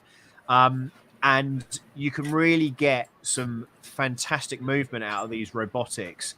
And then with the voice on it, it just gives you next level. With R2D2, literally all you really have is the dome moving left and right. You might have servos that maybe move the holoprojectors and stuff like that. But ultimately, there isn't much more than, R2D2 is really difficult because he just moans and beeps. There isn't really there's not a lot of love there, and it's very difficult to get that kind of raw emotion out of it. Whereas BB-8, as an example, there's a ton of animation there because the head moves around, it flips about, loads more kind of animatronic elements to it. And again, as you start moving forward, you become almost like a puppeteer because you want to get that emotion and translate that in whatever you're working with. Yeah, Sam, R2D2 in one of the movies was doing this movement back and forth. You want to tell everybody how he moved like that, tilting? I can do. So in episode 9, there's a scene where R2D2 is just about to go onto the Falcon, and there was a whole thing. We had to. There was a rig on how he was going to go up and down on the ramp. It was never used in the film, but J.J. Abrams was like, okay, so we need R2D2 to have movement where he moves, like this, which isn't easy because he doesn't have that functionality. So I've got Anthony Daniels and R2D2 here and here, and I'm on the floor underneath R2D2 doing this, moving him, and JJ's basically saying, right, can you move your legs in? And I have 3PO go, oh, who's that down there? And I'm going, oh, it's Sam, the R2 guy. And he's like, oh, hello there. Yes. Oh, and I'm like, oh, this is so awkward. And of course, I've got about 300 people watching me behind. That's awesome. So yeah, it was really, really surreal. And again, another one of those things that happened. It was definitely filmed but it may come out in the future, and you'll see a weird version of me on the floor in the mud. Moving R2D2 around, but sometimes needs must. If you want a particular type of movement, a lot of practical stuff. And Star Wars was very much about practical effects, so that's why there's always a bit of a squint now. The US guys having those curved screens and stuff because originally it was all very practical effects. So I know there's two camps for that, of course, but that was one of my little stories for that. 3D PUK, Big Jono was 2 foot taller than a 3D printing backpack guy. Yeah. Different person. Yeah, so Jasper, when you release the kit, so someone would need a laser cutter, 3D printer, and then they buy the electronics, so they got to solder that, or? I'm gonna send you all the pieces. Oh, thanks, mate. Yeah. We're down. I'm down for that. Yeah. I mean, I love birds. This isn't going to eat anything. I can switch it on and off. It doesn't have to annoy the neighbours. Michael, you can have it outside for your goats. If the goats, you can have it spraying some water at the goats if they're being naughty. They broke the feeder. They're being noisy this week. Oh, really? I had to redesign part to give more torque. They are goats, though, aren't they? Right? They're little goats. I think they're Nigerian dwarf goats. Yeah, and he tortures them by spraying water at them when they make a noise. I did so just before I came on. I had to go outside and tip some food in. I walked back to the house, and one of them's still bleeding. I'm like, I'll show you. On my phone. They stopped. They just run to undercover. They're not. It's not like they're chained to a fence, and I'm like hosing them down, calling them names or anything. Many years ago, long before we had all this high-tech stuff to do this, my brother, who passed away, but he lived in San Diego, and he had a watering deal up there on his kitchen windowsill outside for a couple of neighborhood cats.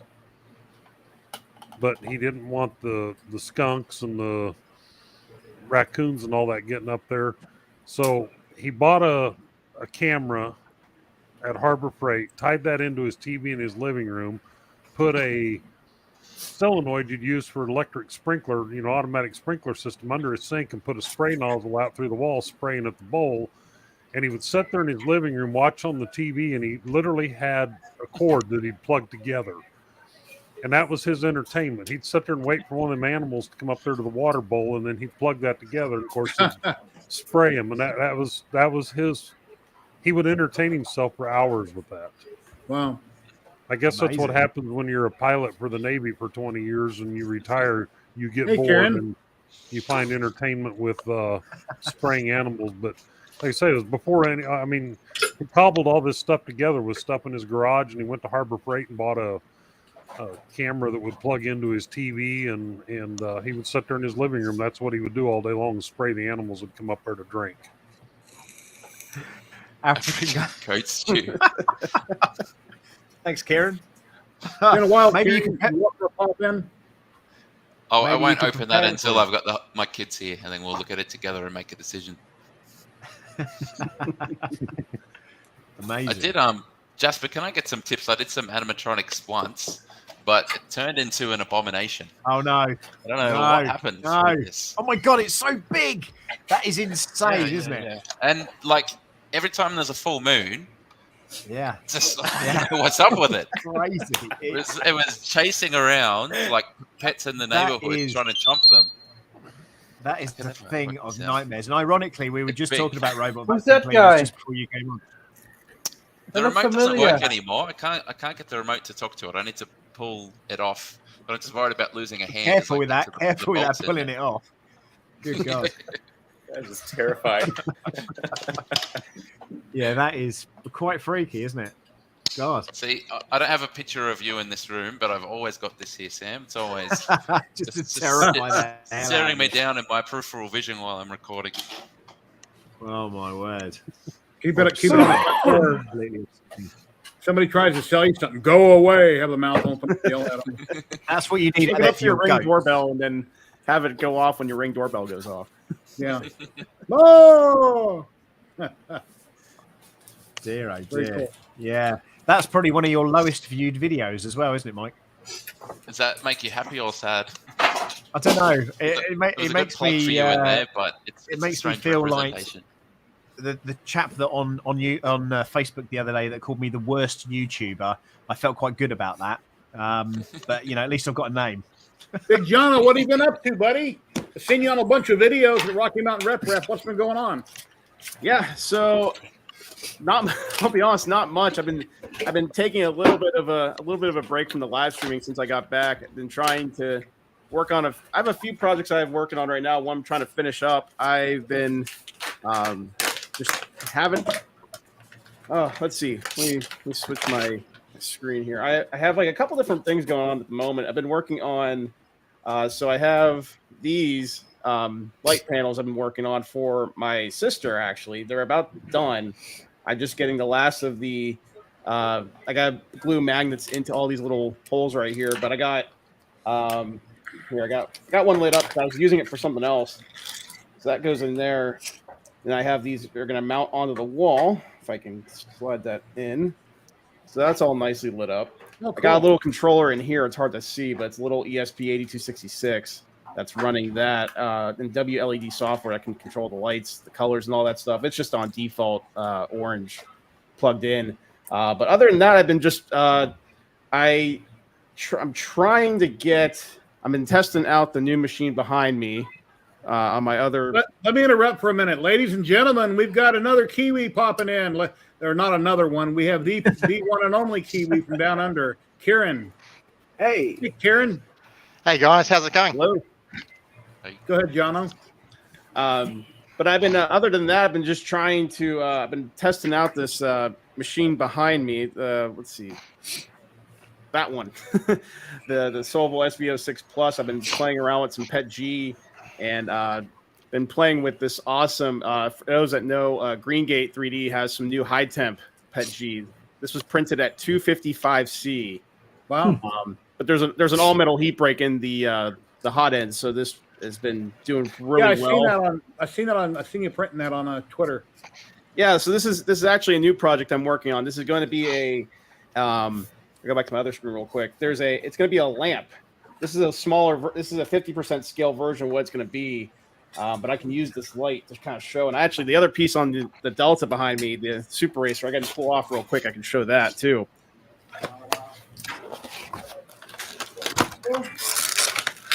So this is the base for it here, and then this is going to sit on top. Hopefully this fits. It should fit. Yeah, I printed out your big nozzle, but I haven't put the lights in it yet. Distorted shape.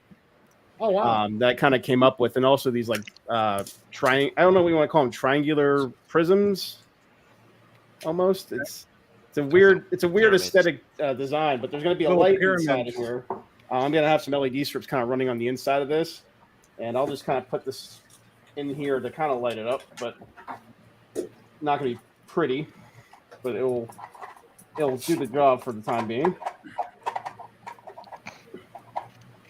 There we go. So it will light up in theory because this is a clear kind of material, so it's transparent or translucent. I don't know what you want. Yeah. Transparent?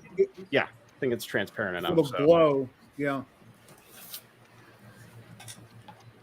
Yeah, I'm working on this is a 50% scale model of this right now. I'm in testing out tolerances and trying to get things to see how they fit. And also I wanted to see how well this would print with that overhang. Because this is actually printed flipped upside down. There's no supports on these, on this vase piece here. So it did really well. No supports. It's only four walls. Nice. And then point. You said four. Yeah, four outer walls, and I think 0.25 layers. It did this no problem. So it's been. I was trying to get this actually done for the Rocky Mountain Rep Rap Festival, and I didn't have time to. But I'm going to try to make a bigger version of this for Murph next month. Which, okay, don't remind me. That's literally a month away. Yep, and of course, Jano printed this on his Soval and handed it to me at the event. Yeah, I seen that on his table when they were walking around filming. Yep. That's really nice. Yep, thank you, Jano. You're welcome. I had a feeling I'd end up going home with that. So, somebody else was asking me about if they could, if they had another one, or was that you that told me that someone else was asking? No, I didn't ask anyone for them. So there were multiple requests that somebody wanted a multicolor one, and I felt bad because I only brought the one. Right. But I think Jim Edutech might have been hunting one down. Oh, was he? I think so. Don't quote me on that though. No, definitely don't give him one. Yeah, no. Don't give Jim nothing. No, it's all good, Jim. I'll tell you what, though. I was surprised at how he had a voice at the end of that weekend. I know. Did such a great job emceeing the event. Yeah, he's got a really good voice on the microphone, yeah. Yeah. Well, he also had to MC the entire event. So. And then I watched him just walk around taping, and then he had to stop taping for a minute so he could make an announcement about Cookie Press. Then he went back to taping. It's pretty cool. Cocoa Press. Ellie's got a great speech for you multiple times. That was amazing. And Ellie's sitting there going, what have you been up to, buddy? It's been a long time. What's going on? You know, life, work, you know, the universe and everything. It gets in the way. That's what happens. Nice. It's all fun and games till somebody gets hurt. Right. Yeah, that's it basically. But no, it's just plottering along, you know, same old. It's all good. I haven't been on Maker Deck much. I used to drop in every single morning and say hi to everybody, and I don't do that as much as I used to, but I'm sure, assuming you're still there every afternoon, right? Yeah, I'm still there every afternoon. I was watching Jano's print go last night. It went okay. So yeah, I'm there in the afternoon for your afternoons, yeah. Well, my evenings. Right. Yeah. And it still chugs along.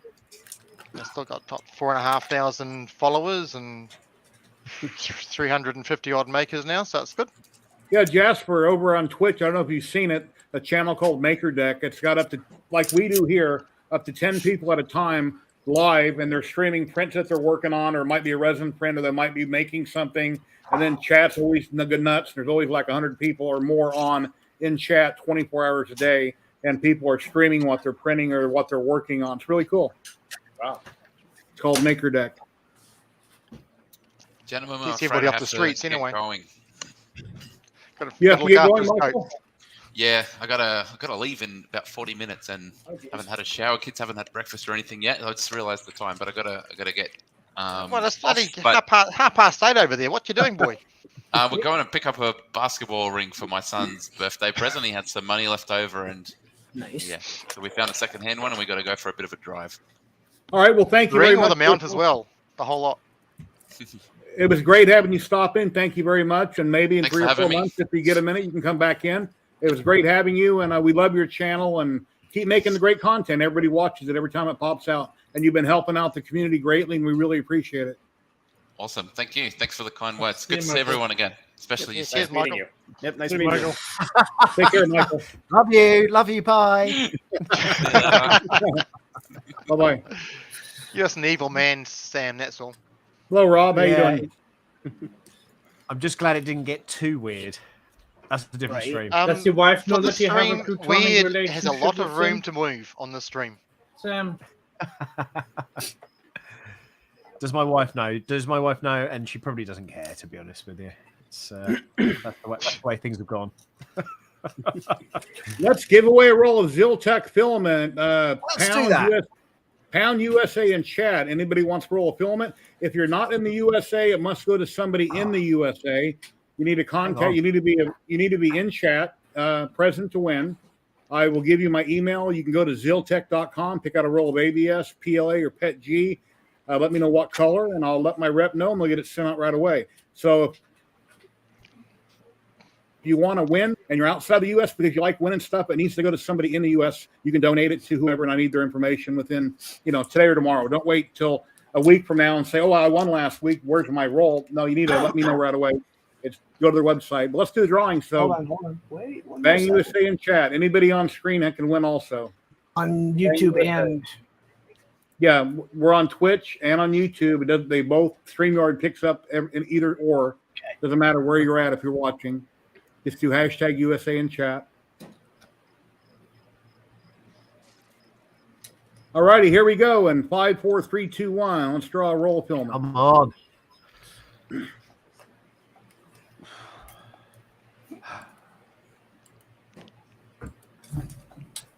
Pete! Hey. Congrats, Pete. Pete, I'm sure you're still here. Say something in chat, Pete.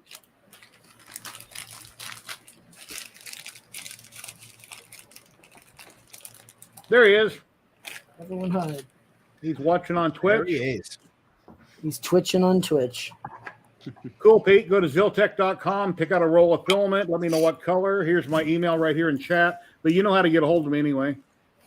Last time, one time I won, I just told Jerry, just send me whatever. I don't care. You're like, I got too much filament. I don't care. Just I send me do have something. too much film. I should not be allowed to win any for a while. But according to my There's wife. email right there. Just shoot me an email what you want, and I'll let my rep know Monday, and they'll get it mailed out to you. And if you're not in the U.S., then it needs to go to somebody in the U.S. And I don't remember where you live at, Pete. I don't remember if you're in the U.S. or Canada. I think he's in the U.S.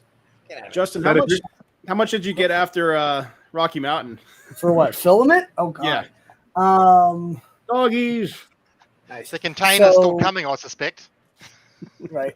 3DQ gave me all of their leftovers because they didn't want to ship it back.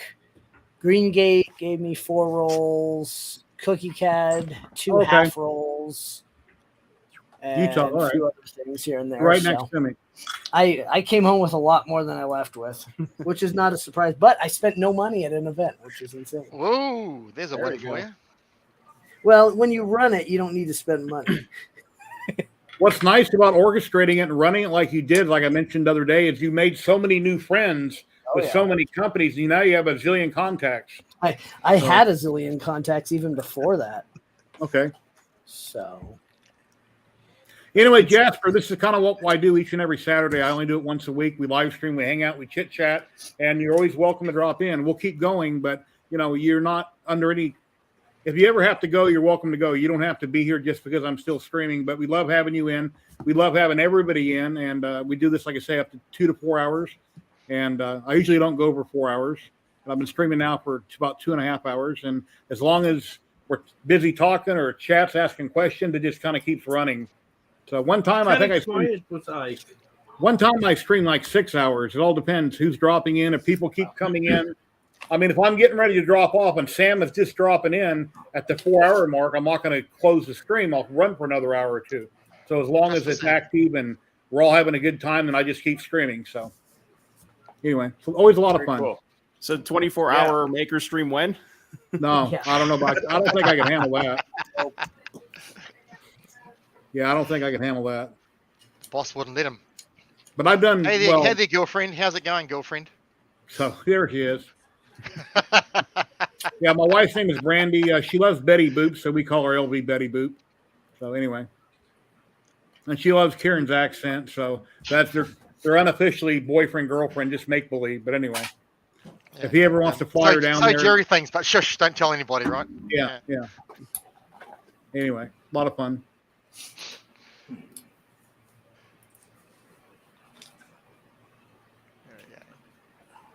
Well, guys, I got to jump out of here too. I got to take my dogs out and get some dinner started. I got company coming over in about 35 minutes. So. There you go. Don't have too much fun. All right, Scott. Well, thank you for all that you've done. Thank you for your great channel that you have, and I'll keep watching, keep making great content.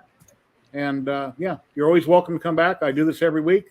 If you like me, I'll automatically send you an invite every week. You don't have to respond to it, but I send out like 20 invites every week on Twitter and Facebook, and you know, just so people know they're always welcome to join. So. That is cool, Matt. Yeah, that's the best thing he has ever done. Let me make him big for a minute. Out of everything he's ever done a litho, that is my favorite thing he's ever done right there. That is awesome. Cool.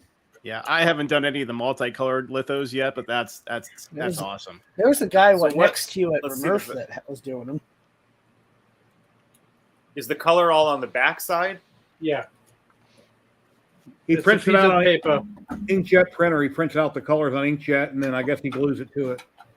Actually, right now I'm creating on the printer. I put on the bamboo my first colored. It's gonna be a full colored, true colored lithophane. What I'm making right now on the bamboo. I just put my special filament in what I got. All right, guys. Have a good night, and Sam, we need to hook up here in the next couple of days. I got a lot of people asking about the drag racers at upcoming events, and yeah, okay, yeah, not a problem. Talk, so yeah, absolutely. Okay, mate, we'll schedule some time. All right, catch up with you guys later. Later. See ya. Later. No, I got some special filament from Bamboo. They contacted me. Afraid so, Piers. They want me to do a full color lithophane for them and ask me different questions, what I have to look into, and yeah, I just let them know what I think about it, and we'll come back to them. And it's very interesting. I mean, a true color lithophane. Wow. I'm very excited. I mean, I'm kind of speechless on one end because how will it turn out? You know, that's a question, you know. Well, make them happy, Matt, and it's going to lead to you maybe getting a free printer next time. Yeah, maybe. I wouldn't mind another P1P. Are you using transparent filaments for the colors, or they're just opaque? I can't discuss that. No, you wouldn't mind an X1 carbon actually with AMS.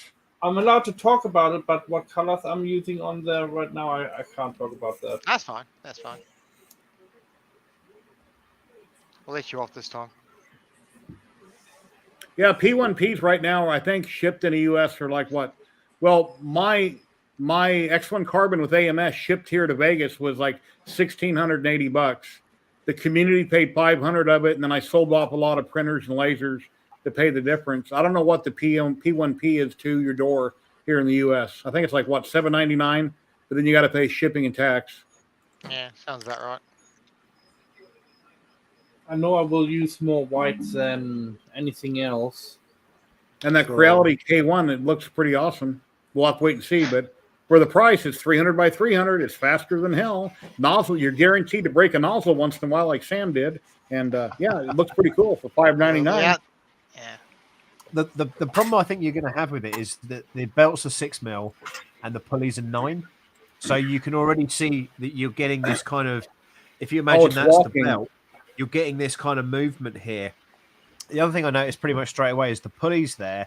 They all of a sudden, after like 5 prints, they really started to gunk up. You could see there was bits and pieces. And of course, that gunk is going to then lead on to fluctuations inside of the print. So Justin will probably know more, being sort of Voron-esque than most on that. But yeah, Nero was saying, he messaged me and said, yeah, there's going to be some issues with this.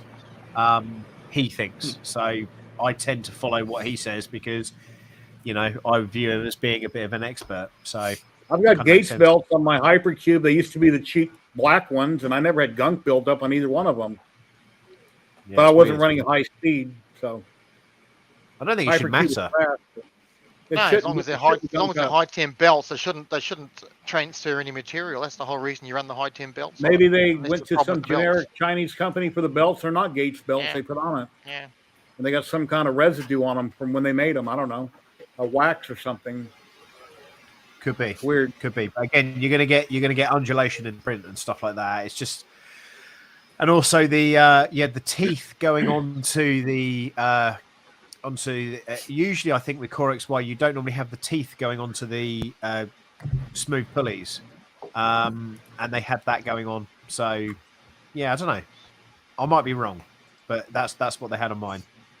Kate, credit card. Go to creditkarma.com and check your credit score. And there's like a million companies you can apply, get a credit card from somebody, and you can have this P1P next week.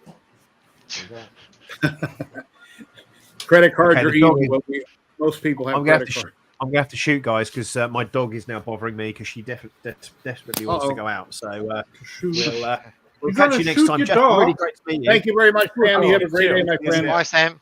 Take care, Sam. Guys. As always, see you next time. Take care. Bye for now. Bye. Take care. That was awesome. Really. Well, it wasn't awesome, but Scott was talking about he had a Rumba years ago, and his dog had an accident. And he comes home from work, and the Rumba had went through the accident. That's not a Kodak moment that sprang into mind now. Yeah. Chocolate everywhere. Oh, come on. Yeah. And with that, I'm going to head out too. Nice meeting you guys. Thanks. Take care, Jeff. All right. Bye-bye. Very cool. So what's new, Jano, Kieran, Justin, Matt? What's everybody up to? What's new? Anything new going on? I made a video. I'm continuously fighting modified parts. Is that for your OnlyFans site, was it, Matt? Pardon me? Was that for your OnlyFans site or not? What do you mean OnlyFans site? No. What the hell? You need to get it out more, Matt. Matt needs to get it out more. Yeah. I don't have many friends, but you guys. But don't Google it. Hey-ho. Jeno's laughing because his account's doing okay.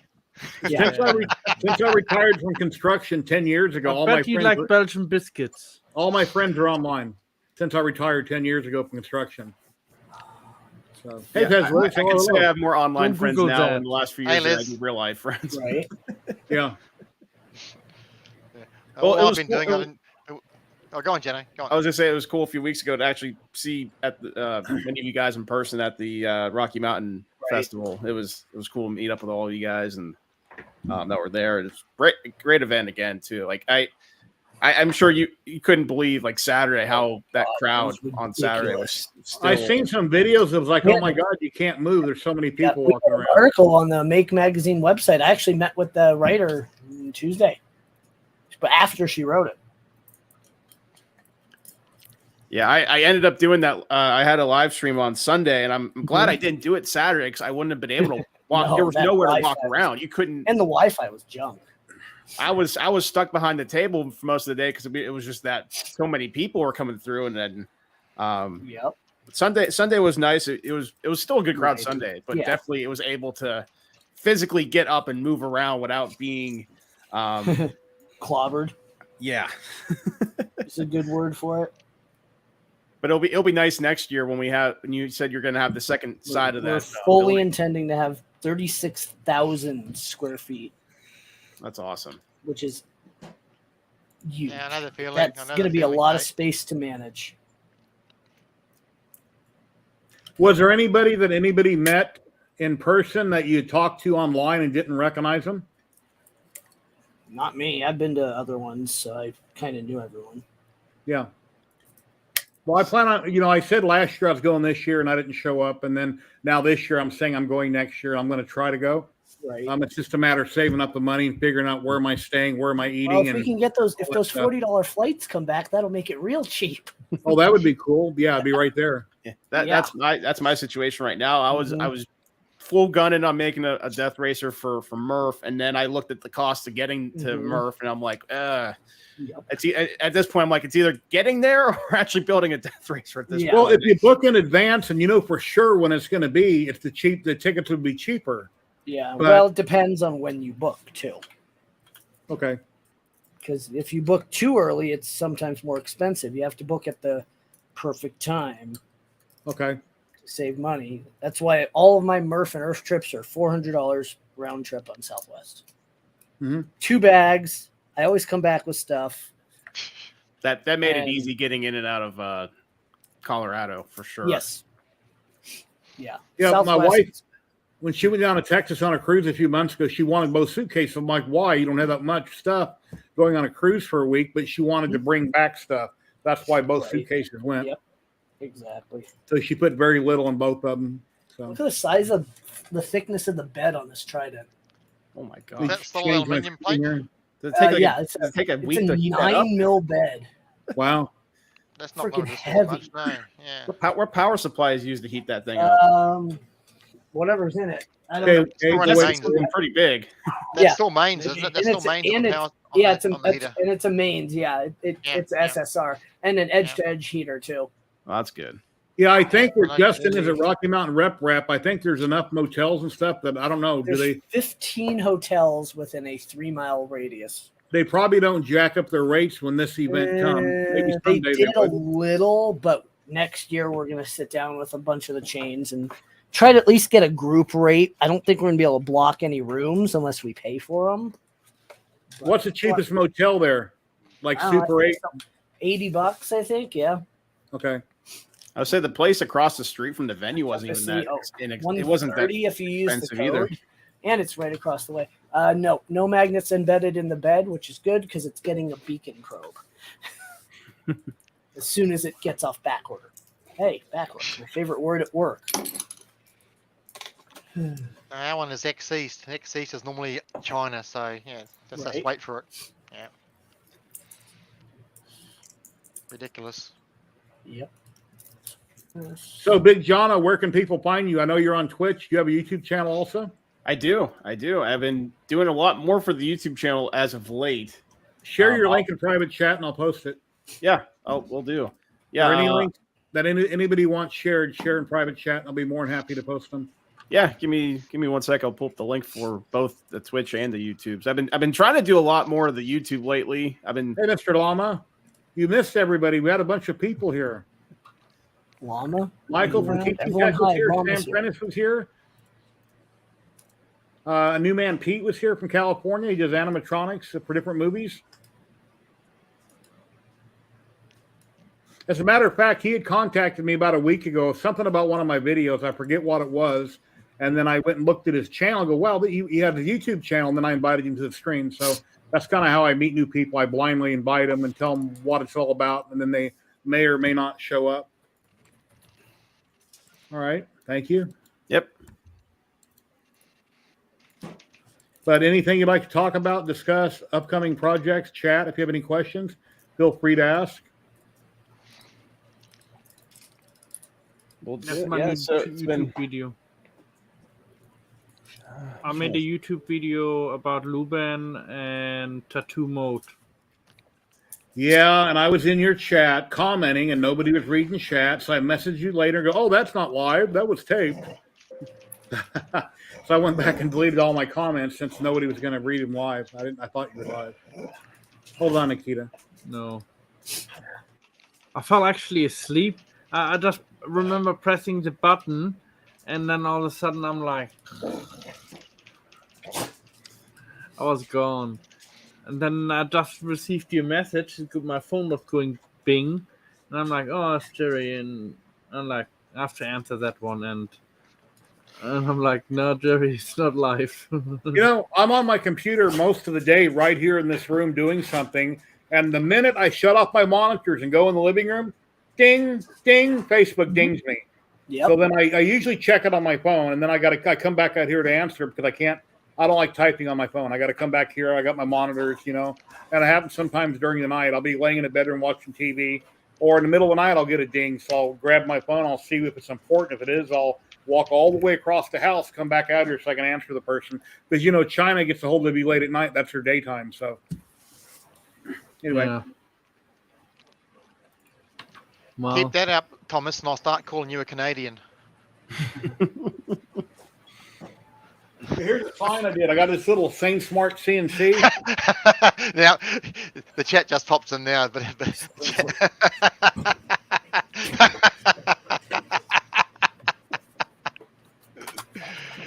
just waiting for the delay there, Tom. That's all. Hey, Subsector.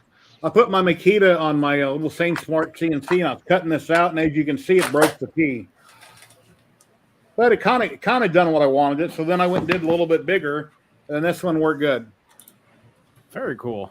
This one came out nice. Unfortunately, I had an upcut bit. Will leave you a better bottom finish, but everything had burrs sticking straight up, side of sand bubble was off, hand sand. But yeah, it came out good. I'm going to do a whole bunch of different types of projects so I can do my second video for the CNC. And then Tom Lama, since he's in chat, for my MP CNC, he gave me this design a long time ago, and I wanted to implement this on this machine by maybe cutting down the bristles. Doing my current vacuum will not fit this. This has a screw-in fitting. Mine kind of butts up with it flush. And I do have extra brushes for a different design. And I've looked on Etsy, and they have a few like this that are really nice that clamp. I'll show you a picture here in a minute, but the guy wants like $55.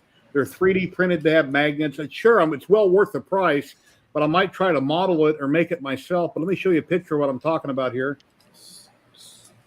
It's right here. Yeah, this is what I thought about buying on Etsy. I can get it in a week or so. It is 3D printed, but it goes right up on the Makita. My vacuum should fit right in it and has a couple magnetic attachments, one there with bristles, one without. And I really love that design. So there's a very good chance I might just order it. And here's a resin print I'm currently working on right here, Nebula by Wicked Art Patreon. I've got this on my 8K resin printer, Uniformation. I'm printing her bust right now, and then I'll go back and do the base and then the lettering on the second print. And then I seen this about a week ago, and it's like, wow, that is really cool. A Ninja Creamy, I can eat healthier. And it does gelatos, ice creams, I guess not the word cappuccino, but something similar to that. It has a lot of different features and functions. These have been out for about 7 or 8 months. They're sold out everywhere. The earlier model you can get, for some reason, this one is still sold out everywhere. But I managed to find one on Ninja the other day. And yeah, me and my wife been having a lot of fun making a few things with it. And pretty much put anything and everything, whether it's fruit or whatever, to a certain level. You can have another mix in, freeze it overnight, and then it basically makes an instant slushy, gelato, ice cream. It's really cool so far. How about hot dogs and chocolate? Yeah, that has nothing to do with 3D printing, but it's really cool. It's a new added thing in my kitchen. So anyway, but yeah, better than sushi and chocolate. I love hot chocolate, and I like sushi. I don't love it. I like it. Bacon and chocolate, bacon and ice cream is always good too, I hear. Yeah. Sometime when my wife wants me to create her something, I'm going to go in the cupboard. I'm going to get out that stuff that Karen bought for me. I'm going to put some of that in it. So, anyway, good stuff. Dust out the good stuff. Vegemite. Gotta have the good stuff, man. None of that insipid Marmite stuff. You gotta have the yeast. Much better flavor. Yeah, Tom. If we do edit the model, this will slip on.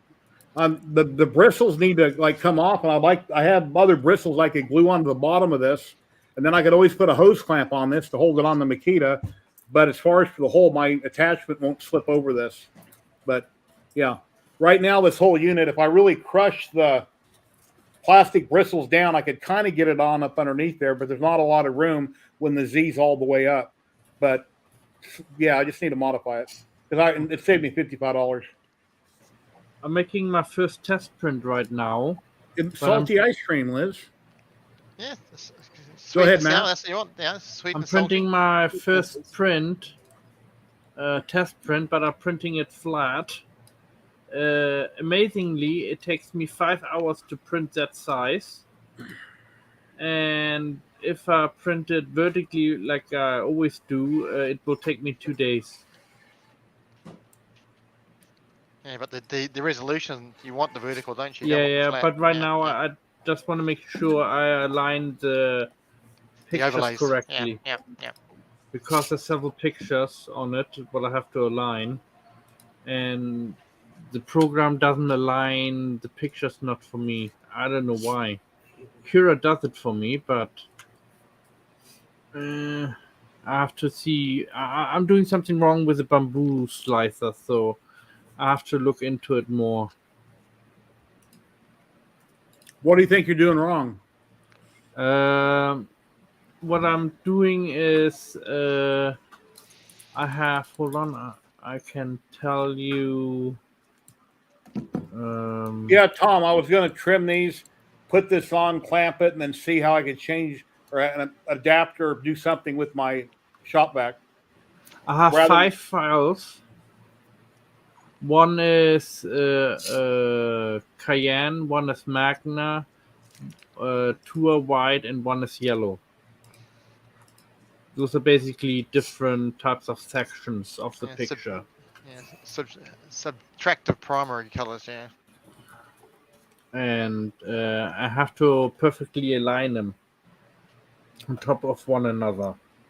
And if I don't get them right, if I get in like this empty space, then I get bubbles. And I think that's what the other team had. There was another lithophane team that worked on the lithophane, and I'm pretty sure they had some bubble problems in the lithophane because I couldn't line up the pictures.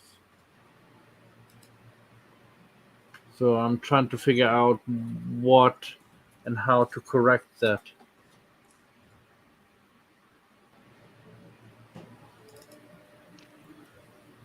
"100% infill help, definitely. So far, the program accepted thank you it. for the 1 bit. I appreciate it. Very cool. Hey, anybody watching on Twitch, if you'd like to do a drop, it's been inactive, but no one's done the drop yet since I haven't made my screen big. But anybody watching a YouTube drop is a game where people drop these little parachute people. So if you're on Twitch and you want to do a drop, there it is. And I'll go over here and I'll show you what it does. Yeah, it's kind of a dumb, fun little game. People drop parachutes, and that's a good way to drop into a stream. Be quiet and chat, and all of a sudden, parachute starts coming down with your name on it. Yep. And then you get points if you hit the little mountain there. Yeah. Oh, look at that! Pez Liz is going to make it, coming down with the rose right in the middle. Nope, she might get bumped. Out of the way. Come and join us, Pestlis. Almost. Yep, she's going to make it. 70-something points. 60.42. Congratulations.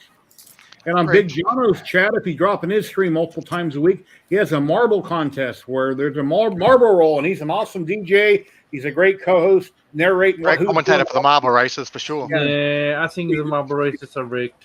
He's very good at it. Yeah, you go flying off. It's the one thing Matt doesn't win.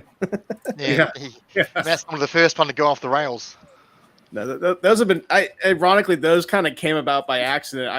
I started doing that. I saw that it was like you can integrate it into your stream, and we tried it a few times, and then I noticed it's like, wow, people are coming. Like my numbers were going up when we were doing the marble racing, and I'm like, okay, let's try to make it a weekly thing, and people have been loving it. We'll keep doing it. It's fun. It's fun, especially when they eat off the tracks into no man's land.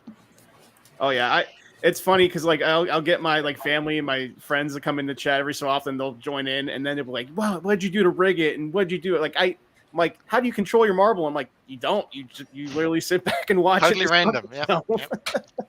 Yeah, he's really good commentator. Yeah. No, I try to keep it fun. I try to give it that little sports announcer play-by-play feel to it because I feel like just to, not me just sit there in silence while we're watching a bunch of marbles roll would be pretty awkward. So I'm glad people are enjoying it. Thank you guys. hopefully we'll be back up and running on the Twitch streams in the next week or two. I took a little bit of a break just to kind of regroup after Rocky Mountain Rep Rap Festival. I was just exhausted and I needed a break and also time to catch up on some other things going on like these light panels and stuff. Hello, like boss that. lady. Hopefully back up in the next week or two. I'll keep everyone posted. Printed out your nozzle a few months ago, but I've never put anything on it yet. Oh, very cool. That came out fantastic. Can you get magnets big enough for that Jerry to hold it? Yeah. Well, there's actual on the back you can put command strips. That's what. I don't believe we're about size. I did the smaller version. Size wasn't important. Oh, okay. Mine's bigger than yours. Mine here. There we go. Mine fell off my wall a couple weeks ago. So I ended up taking this to Rocky Mountain to show off. And I went to go put it back on the wall, but I never changed out the command strips. And during my stream, it fell off the wall and scared the crap out of me. And I haven't had a chance to put it back up since. But hey, Louise. Hey, Louise. Yeah, I saw it. I remember you running like, oh crap, boom, where'd he go? I heard a big thump and it just I completely jumped out of my chair because it's behind me normally, so I don't see it when I'm streaming. And I just turn around and I just see it on the ground. Ironically, it was on the ground, but everything was still, the LEDs were all still lit up and running. It doesn't damage the electronics or break the connections. That's the main thing. I was surprised. The electronics and the wiring all stayed intact. Just decided. I got Buddy up here on the shelf, and I hope we never have an earthquake. If he falls off, he's going to break in a million pieces. My droid up there, but we don't get earthquakes. I mean, I was doing a video like 5 years ago. In the middle of taping, California had a quake. And stuff when my house started swaying. And in the video, I talked about it, but then I edited that out, and I should have left it in the video. Right. Because it's like it interrupted me, and I'm looking around, and I got a pot rack. It hangs on chains, right, in the kitchen. It started swinging. It's like, what the hell's going on? We're having an earthquake. Right. Finally, Matt's handed over to the master. Hey, Louise. Hey, how you doing? As you should, Matt. As you should. Keep at it. As you Yeah, Velcro, yeah. yeah. That's it. How you been, Louise? Not too bad, Long time thank no see. you. Sorry? How you been? Good? We've been all right, yeah. I've been at my mum and dad's today because it's my dad's birthday. Okay. So you guys watching all those events go on over there on TV since you didn't attend? Yeah, we watched the coronation before we left here, and as they left the Abbey to go back to Buckingham Palace, we left here to get to my mum and dad's. You know that my invite must have got lost in the mail because my invite never turned up. That hasn't happened in 70 years, but now they're going to redo it in about 10 years. So as soon as he passes on, he's an old part. They're going to redo it all, do it all over again. He's 74, and both of his parents made it to their 90s, so there's a chance of about 20 years. Especially with medical advances as well, there's a chance of longer than 20 years. Yeah. 10 years would be good, yeah, we'll happily swap over a bit. Remember, they always can take the organs from other people. Yeah. Damn it. I forgot that comes apart. This printed in evidently TPU. I printed it in. So therefore, you could have a magnetic base for it. Australia as well. Yeah, I know. Yeah. He's the Australian king as well, isn't he? You see, so you should have had an invite as much as we should. Yeah, doesn't he? Exactly. Annoying. You could have I expect if you had your magnetic base, that'd be a lot shorter sorry than that Jerry. I didn't invite you. We didn't have no room. Sorry. There's the king of Canada as well. So if you've got any other Canadians there. He can invite me for crumpets and tea anytime, What do you think about being a Yeah, right. That's a complex one. Yeah, that's very political, the Queen. Yeah. Yeah. We watched some of it, yeah. They just got back to Buckingham Palace, I think, by the time we got to my mum and dad's, because it's about an hour's drive. So, whilst they were doing the journey, so did we. I'm happy for him. I've just read I missed a horse turning back onto the crowds. So that was interesting, by the sounds of it. Yeah. Shuckbucks, that's funny. Yeah, Why not? it takes some getting used to in the coins because they're not doing the coins or currency for about 2 years, I think, before they start changing the currency over for his face on it. In amongst the service they gave him a bag of 150 pence pieces. So I was like, oh, 50 quid there. I said to Matt, I said, don't spend it all at once. I said, that's because if you try buying something for 50 quid in 50 pence pieces, the checkout person will tell you to go away.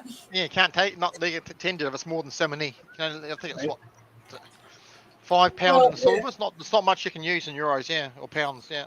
And then 50, currency. 50 quid's worth of 50 pences. I was like, that's a strange thing, but whatever. Arms for the poor. Oh, yeah. I think that guy is her son, Kate says. The guy Big John, how many times a week do you stream on Twitch? I don't know. So normally I stream about usually like 2 days a week. I usually stream on Tuesdays and Thursdays, and then occasionally on special occasions I'll do a weekend stream. But Tuesdays and Thursdays, 8 p.m. Eastern time is when I usually go live. Or at least that's the schedule I keep telling myself I'm going to try to do. But thank you, Louise. Thank you. I'm just wondering what picture you're doing.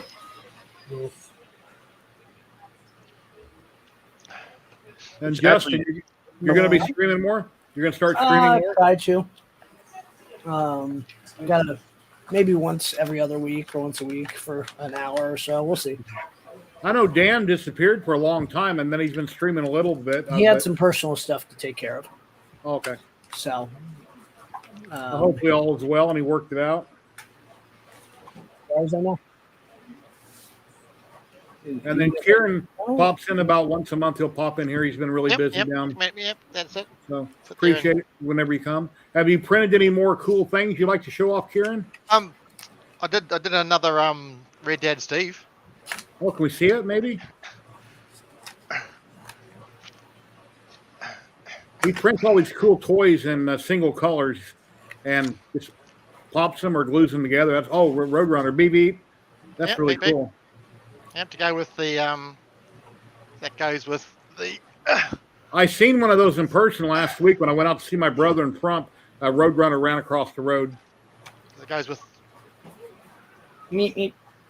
Wally Cody had the set, so that's it. That is beautiful work. They come out so nice. All the models come out so nice, but he's dropped a few Warner Brothers now. He's done some Magilla Gorilla and who's the other one he did? He dropped about 3 or 4 last month, so not just Looney Tunes now. So, but no, the Roadrunner came out nice. The color combo on that came out really good. Came out really nice. I mean, he said Red Dad Steve. That's over on printables. One word, right? yeah. Red Dad Steve on printables and Thingiverse. He's all this new stuff he puts on both. He puts them on Thingiverse and printables. Okay. All one word, Red Dad Steve. Very cool. Oh, they're great. I mean, you see that one's behind me.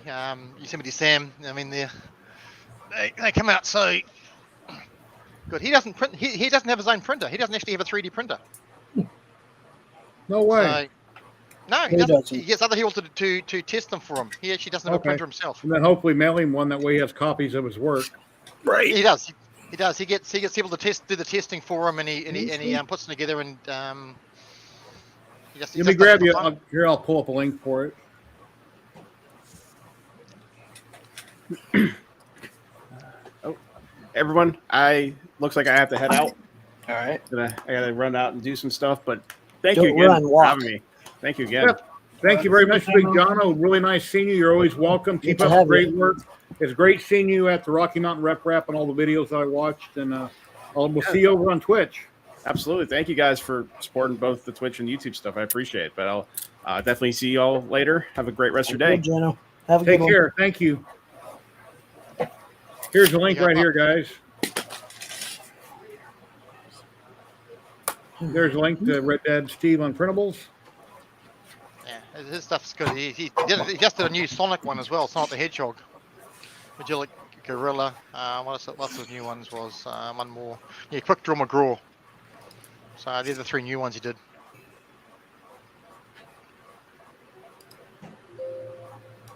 that's come out so well for, Yeah. especially when they're all in separate pieces. You don't need to have a P1P or a. Then you got to pay MMU. tax and shipping, so it'll probably be like $7.80 or something. You'll know when you get it in your cart. But yeah. The only person I know that's had trouble with the P1P is Liam, where he had two that had some line issues. And I wanted to originally buy the P1P, and I was going to add the AMS to it. But when you add up the price for both of them with tax and shipping, if I spend $300 more, I can get all the bells and whistles. So that's what I chose to do. Yeah. Because because it's so close to it, and there's so many differences between the two. I figured my wife's like, well, you might as well just get the one with all the bells and whistles.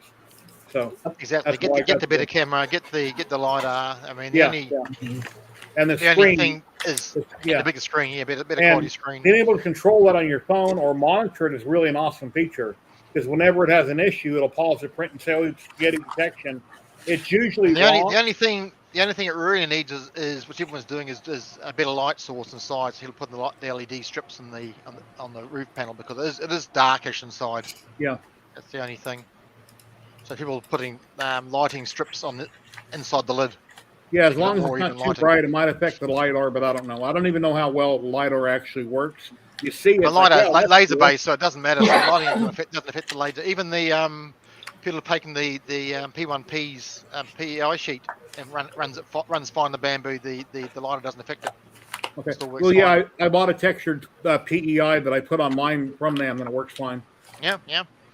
So then they were talking about. LiDAR, They had mentioned that when you run PLA to leave the door cracked open because of the temperature, so you don't get a clog. But then about a month later, I talked to a bunch of people. Said, "No, I leave my door shut. It's fine." So I started leaving the door shut and had no issue because of my Cheedy iFast, the great big giant one that works real well over there underneath the HP. It says to leave the top off if you run PLA, so you don't build up too much heat and have a clog. So I leave the top off. And then on the bamboo, I just leave it buttoned up, and it's been fine. And then if you have the P1P, you can print something really cool like a board cube. Have you guys seen that design of the board cube and the doors open up? That is really cool from Star Trek. I love the board, and that's really cool. Yeah, Stephen Paul's printing that at the moment in pieces at the moment. Now you wanted to get yourself a P1P, huh? No, I don't want a P1P. I don't need it. Yeah, I've been trying. The nice thing with the fact you can customize your P1P with the paneling, there's no reason why you couldn't do something similar with the carbon, because I mean it's the same frame inside. Yeah, you can put a shell over it, leave the carbon enclosed, and then put a shell around outside of it. Yeah, you can do that. The panels are the same. I mean, there's no difference on the actual chassis. The chassis are nickel, so you could take the panels off the carbon and put customized panels on it the same way. Turn into a board. No reason why you couldn't. Still work the same.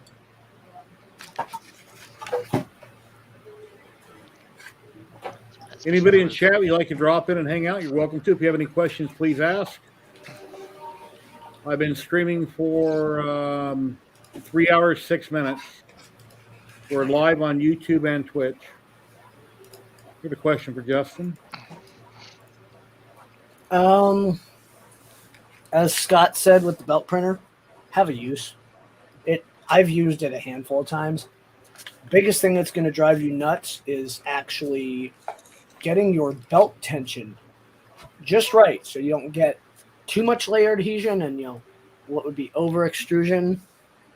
And trying to slice the model properly so it'll actually print. Well, no, that's done in Idea Maker or Black Belt Cura. But if your belt is too tight, you don't get any layer adhesion. You're part of this break apart. What's the kit that Scott did where it's got an endless? Oh, that's the Lynx Diamond. Not, where the belt is on the bed. You're printing up and down. You're printing parallel. Yeah, that's the Lynx Diamond. Moving. Okay, yeah, that would be more interesting to me than laying at a 45, because you can still print stuff long as you have a track or something for it to run down. And the bed's moving, and the gantry goes up and down like normal. And the bed just moves back and forth. Yeah, that's that. I'm pretty sure that was the Lynx Diamond. Okay. So, now if you're doing a regular, 90-degree belt kit, there is a use for that same tension issue, and then you can just run the same part and run it off the bed. But Comgrow 3 Pro. Are we talking Ender 3 Pro? Basically. I have, and I've had original Enders, and I had Ender 3 Pros from back in the day. Oh, here he is. He's still watching. Yep. Yep. 90 degrees, what I was thinking. I think if I was to have a belt printer, Yep. a 90 degree would be the They had most. all of their printers there, so. Yeah. Yeah, I've looked at the kits online, and then I went to Edge of 3D way back when, and then whenever he does anything on it to follow up on what he has to say about them, what he's working.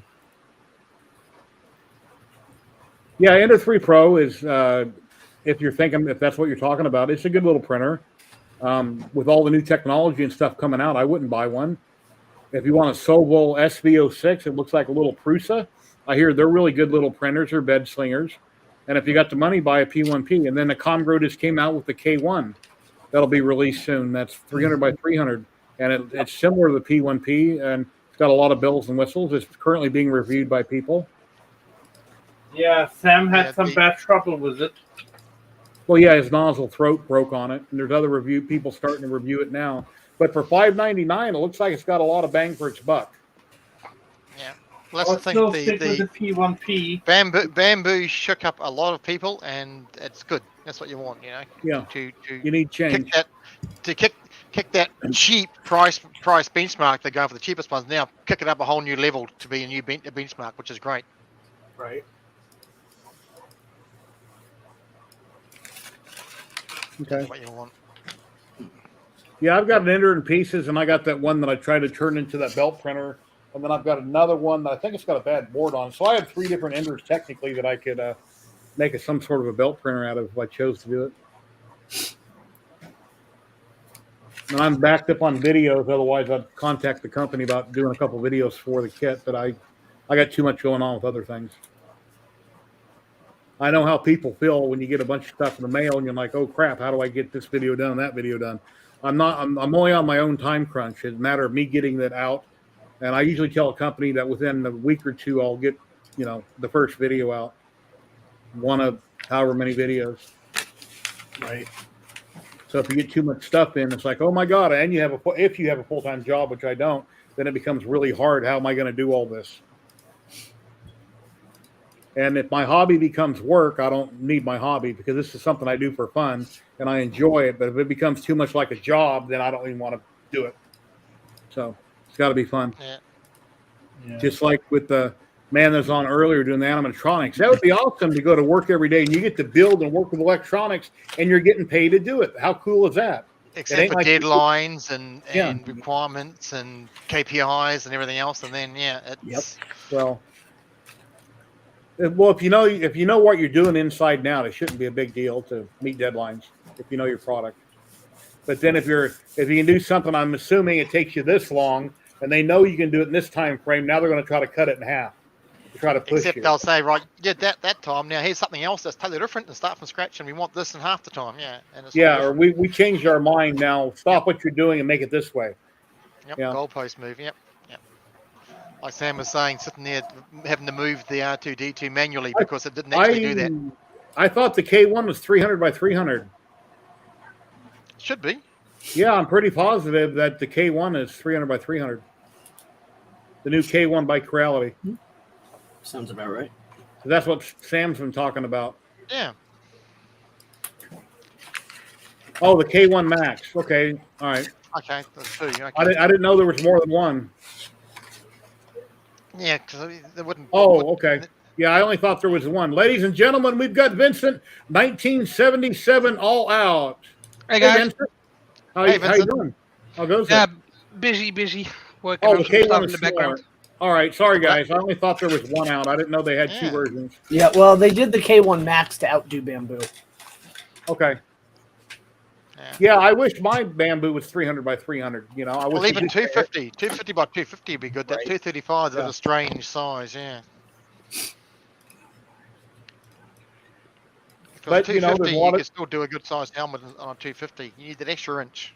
Yeah, I don't like putting and sanding and filling gaps, but you can do anything on it if you want to glue it together and putty and fill it. You can make it bigger. But Vincent, what's going on, my friend? How have you been? What's new? Yeah, I've been working on some stuff in the background. Still working on my live stream room and still working on that special model for a customer.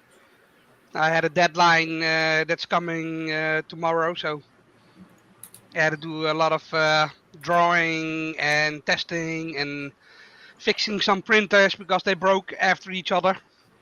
So yeah, busy. Yep, it happens. Yep, especially if you got an ender. Yeah, Dusty, when I was a little kid, I wanted to, you know, when you grow up, you want to be something. I always wanted to be an actor.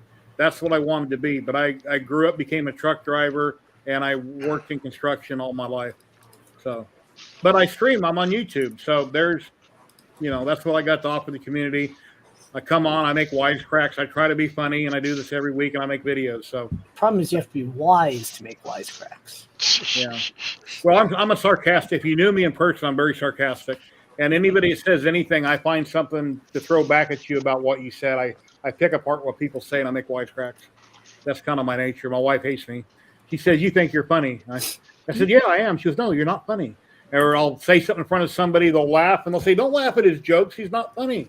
But anyway, as long as I'm happy with what I do and I can smile, it helps. Well, that's it. That's it. Keeps my mind young, and you know, whatever. So this is the product, and I'm almost there. I have to make it from start, so Close. Still- Yeah, it looks pretty close. Yeah. That's still a little. tinkering. Yeah, That's a little whistle, right? Little butt plug. Yeah. Butt Oh, plug That's whistle. the one. it has to come back because if it goes in like this, it has to pop up again because then it Yeah. closes off the air, Okay. and that doesn't do it. So I have to still tinker with the settings. See, it doesn't go back up. So I'm still working on it. And All if right. everything goes well and I finish this one and I get the okay, I have to print 3,000 of them. So it's a lot of work. Here, let me turn my thumb sideways. I said yeah, but that you can't really tell if that's I'm flipping off the camera or what. But yeah, thumbs up. Thank you. 220 by 220 by 250. Cool. That's nice. Yeah, and of course I'm still working on on the background on the stream room and everything, and so that's why I wasn't streaming for the past 2 weeks. Why do I got a car pulling up in front of my house? Delivery. Because they want to visit you. Yeah. I'm just looking to see what's going on. I have a gate in front of my property. I got a white picket fence around my property. Do I got a delivery coming? Is that to keep people out or to keep Jerry in? That's the question. Well, I let my dogs out. The right answer is yes. Yes. On both counts. Yeah. 1 second. Let me see what's going on here. Yeah. So I'm modifying a printed part for my Trident. So one of these ZN stocks. It's coming along nicely, Vincent. Yeah, you can get another row of shelves in there. You can get another 2 tiers of printers in. No problem. Right. Yeah, I was also printing those corner pieces for those IKEA tables. Yeah, for the So lap it took a tables, long yeah. time because I only had one printer that was running. So, see, I'm gonna switch out the black tables for white ones in the future, but I'm out of money at the moment. See? Money? What's that? Yeah. We need money. No, I got a couple of birthdays coming, and my daughter is coming over. I didn't see her for 6 months. We're going out for dinner next weekend. It's gonna cost a little bit of money. And I didn't even Right. have a happy birthday from you. Jerry just walked out as Westery raided him. Mhm. Raided him. Yep. Who rated me? Westery did. Oh, wow. Cool. Thank you for the raid. I didn't get that full screen. Welcome, Raiders. How many people raided You in? just walked out as she raided you. Welcome to 3DHP. My name is Jerry, and each and every Saturday at 1 p.m. Pacific, I stream live on YouTube and Twitch, and we have up to 10 makers at a time. Westerly 1, I hope you had a great stream. Thank you very much. I had a car out front, and I need to see who it was. It wasn't an Amazon delivery, and it wasn't a pizza, so I guess they left. Damn. But yeah, Strike I two, live here yeah. in Vegas. I'm retired. I do resin printing, FDM printing. I work with lasers. I work with CNCs, and I watch a lot of TV, and that's kind of my life. And we had a lot of great people on earlier. We had a few new people on. Michael from Teaching Tech popped in. Sam Prentice popped in, and we got the great people that are here right now. And we had some new people pop in, and yeah, it was great. But you got a raid and run? Okay, well, thank you very much for the raid. I appreciate it.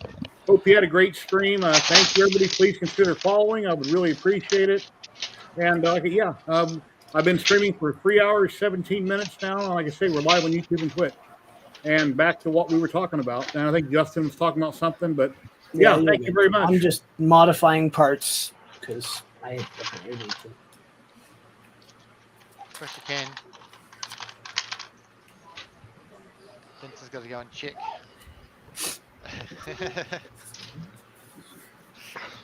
Let me go back up and first or last. Yeah. Liz? I was 3D printing this for somebody. Was the belt? Was the actual clips? They separately? All separate. Okay. Yep. You can do it in 4 in a row, but you cannot move them. Then they're not movable. Yeah. So, and I painted the clips. Okay. See? And also still want to paint the top parts, but I don't got the right color yet. Well, tip them red. Make them 8. No. I have to like a little copper color. Okay. Well, it depends whether you want to put them white tipped or red tipped. You know, or blue tipped. The thing with this is when you pop it together, you can never get it apart again because you will break these. Yeah. So you have to paint them first before you put them together.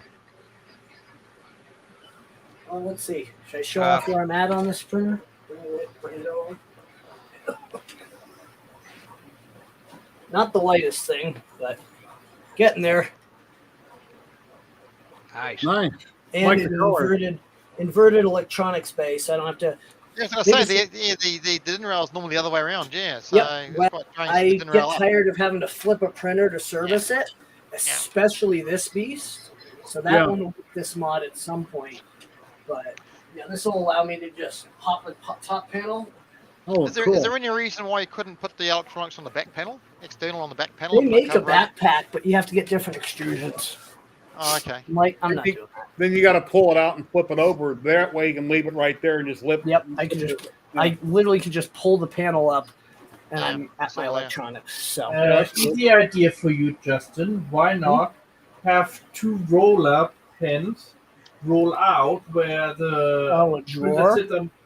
Like a drawer system. And I then looked you can at go that. underneath. When I have a house, yes, but no, because the problem is even working on underneath, then you're like trying to plug stuff in. You still got the same problem, and it's sitting there, and it's going to tilt off the bench in your face and everything else. If you was a redneck, you'd put the electronics on the back, cut out the drywall, go in the room around behind, cut out the drywall, and you use to work on it.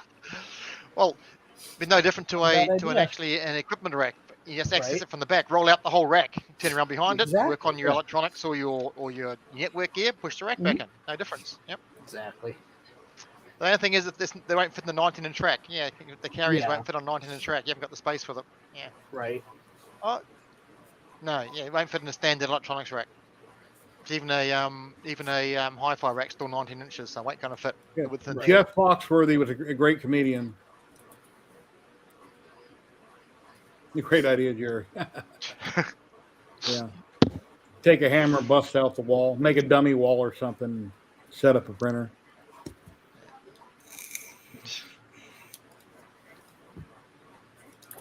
I got an elevator weight in the garage that came out of an elevator on the strip. It's a big steel weight and it probably weighs like 200 pounds. It's probably 2 inches thick, about that big square. It's heavier than hell. And I thought about doing a resin test video where I set down a resin print and I take this big giant steel thing and just tip it over and let it crush it. Because this thing it's hard for me to get my fingers underneath it to lift it. It weighs so much. I think it'd be funny for a video. God forbid you ever drop it on your foot. Whether you got a boot on or not, you probably break your toes. Oh, yeah. So just cut your toes off. Yeah, it's very, very heavy. Cap and all. Yeah. I kind of use it for an anvil. If I ever need to beat on something, it's perfect to lay something on, take a hammer, to beat on it. Do a Michael Jackson. Right. Beat it. However that song goes. Yep, beat it. That's it. You must be getting quite warm over there, Jerry, because it must be late spring over there for you, isn't it? Actually, today it's 76 and been windy out according to my computer. But yeah, a few days ago it was like 98 and sunny. It was getting close to 100, but right now it's chill, breezy out and 76. So think it was yesterday morning. We got overcast a little bit. Yesterday morning it was raining. I think it was. It was drizzling. So it's almost hot. Now we're getting to our winter now, so it's like it's gonna be raining all week here. Crappy. I got down to single figures last night. Do you get much snow over there or no? Not where we are. South of Western Australia, there is a place where you get snow, and it will actually get snow there during the winter. It's the highest part in WA. You will get that, but in general, no. We didn't even get one frost day last year. I've seen a lot of shows on Discovery Channel about lots of areas in Australia that have lots of gold nuggets all over the place. Do you know much about that? Yep. Well, that's WA. WA. You can go get yourself a fossicking license, and you can go out there to the gold field. Someone, was it 3 months ago, found a 1.5 kilo nugget. There was somebody, I think, in Australia. They had the biggest was like this big. It was really big. Hang on, just there was one only a few months ago. He was just out there prospecting, and he found this thing, and it's worth a couple $100,000. Where is it? Here it is. Here. Was it most recently? I was looking for the most recent one here. Yeah, if I do a video like that, Jack, I could put my Billy Bob teeth in. Looks like I live in front. They're fake front teeth, and they're all crooked and this and that. Yeah. See if I can find this one. Actually, but no, they said they go over there because most of the mines are underground mines, but there's also placer deposits over in the same areas, and they go around and go to the old mine sites, and because the machinery wasn't that effective, they'd miss areas, and you go over there and they find in the tailings and the dumps, they find nuggets, and they'll get nuggets all the time, no problem. Yes, it's still called a nugget because it's a single displaced piece. Nugget can be as big as your skull right down to fingernail size. Then to get to dust size, you're looking at only parts of grams for dust. But you remember nuggets, that gum? The gum when you was a kid came in a little white bag, like a little gunny sack, and it had the yellow gum in it. It was called something gold, and it was gum. Looked like little nuggets. I know the one you mean. Yep. We used to have them down here as well. Yeah. Look, guys. Finally got one. Finally got one. That's it. Okay, Gold Rush. Yeah. Sounds right. So you got it pretty much tuned right. Yeah. I had to slim down the bottom part just a little bit. So, and I had to make the insert a little bit, this part a little bit deeper. So now it's working. Took me 3.5 weeks to do this. My first item, by the way. So I have to learn as I go with Tinkercad and stuff. And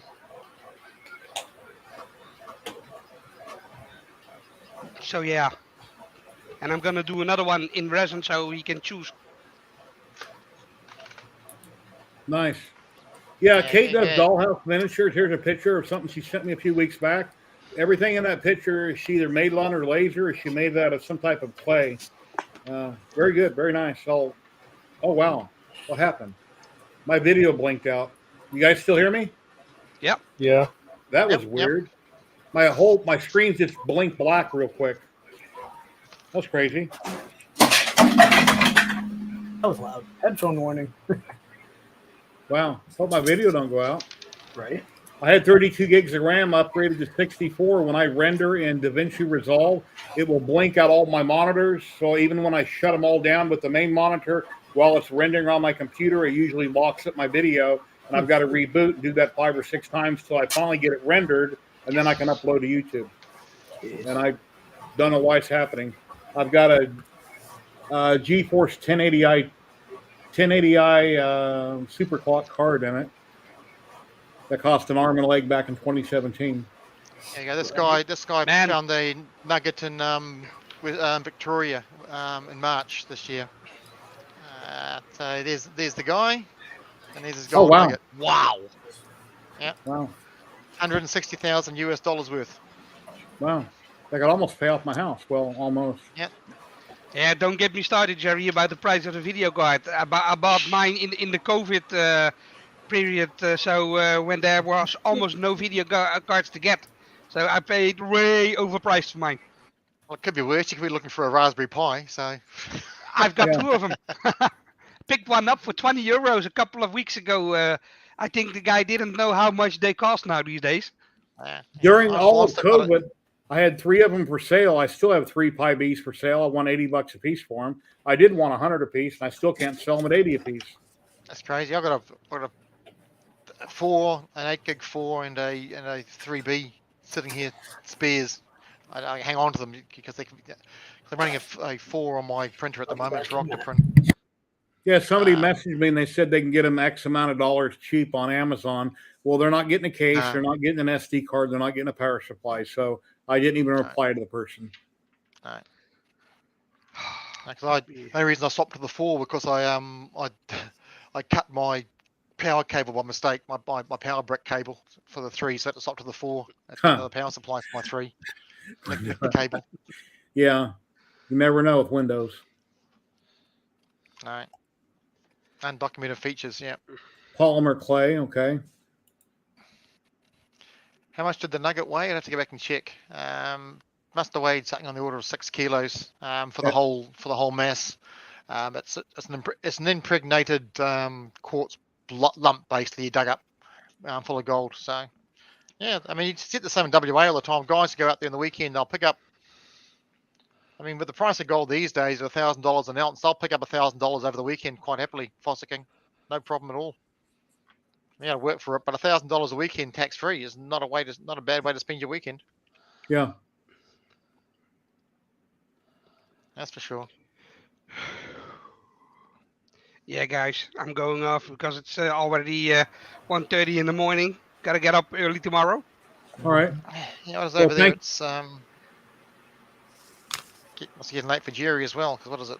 7. Oh no, it's only 4:30 here in Vegas. 4:26 in the afternoon. 12:24. Yeah, that's right. Yeah. And I don't go to bed till usually 10 or 11. It depends what's on TV and how I feel.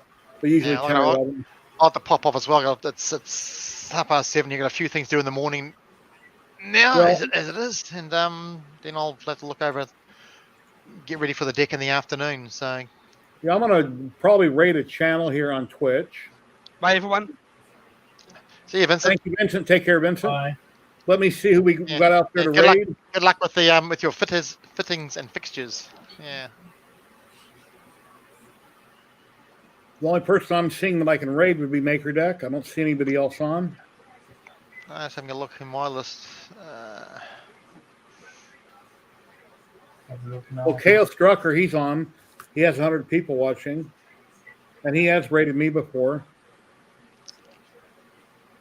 And he has been on our live stream. He's popped in before. Yeah. So right I think if we're on Twitch, I'm going to raid Chaos Drucker for everybody watching on Twitch. Thank you very much, everybody. Thank you for the bits. Thank you for the donations. Thank you for the super chats. I appreciate it. I'll be back next Saturday, 1 p.m. Pacific, and I'm be coming out with another video hopefully in a few days. But thank you, everybody. I really appreciate it. Let me start the raid on Twitch. Thanks for having us on, Jerry. Yeah, I appreciate it, Kieran. Thank you, Kieran, Matt, Justin. Thank you very much for coming on. I really appreciate it. Thank you. And let's see. And here goes the raid. Take care, everybody. And I'm going to run my outro for YouTube. File. Yep. Let's see how we go. I'll let you know when it kicks over.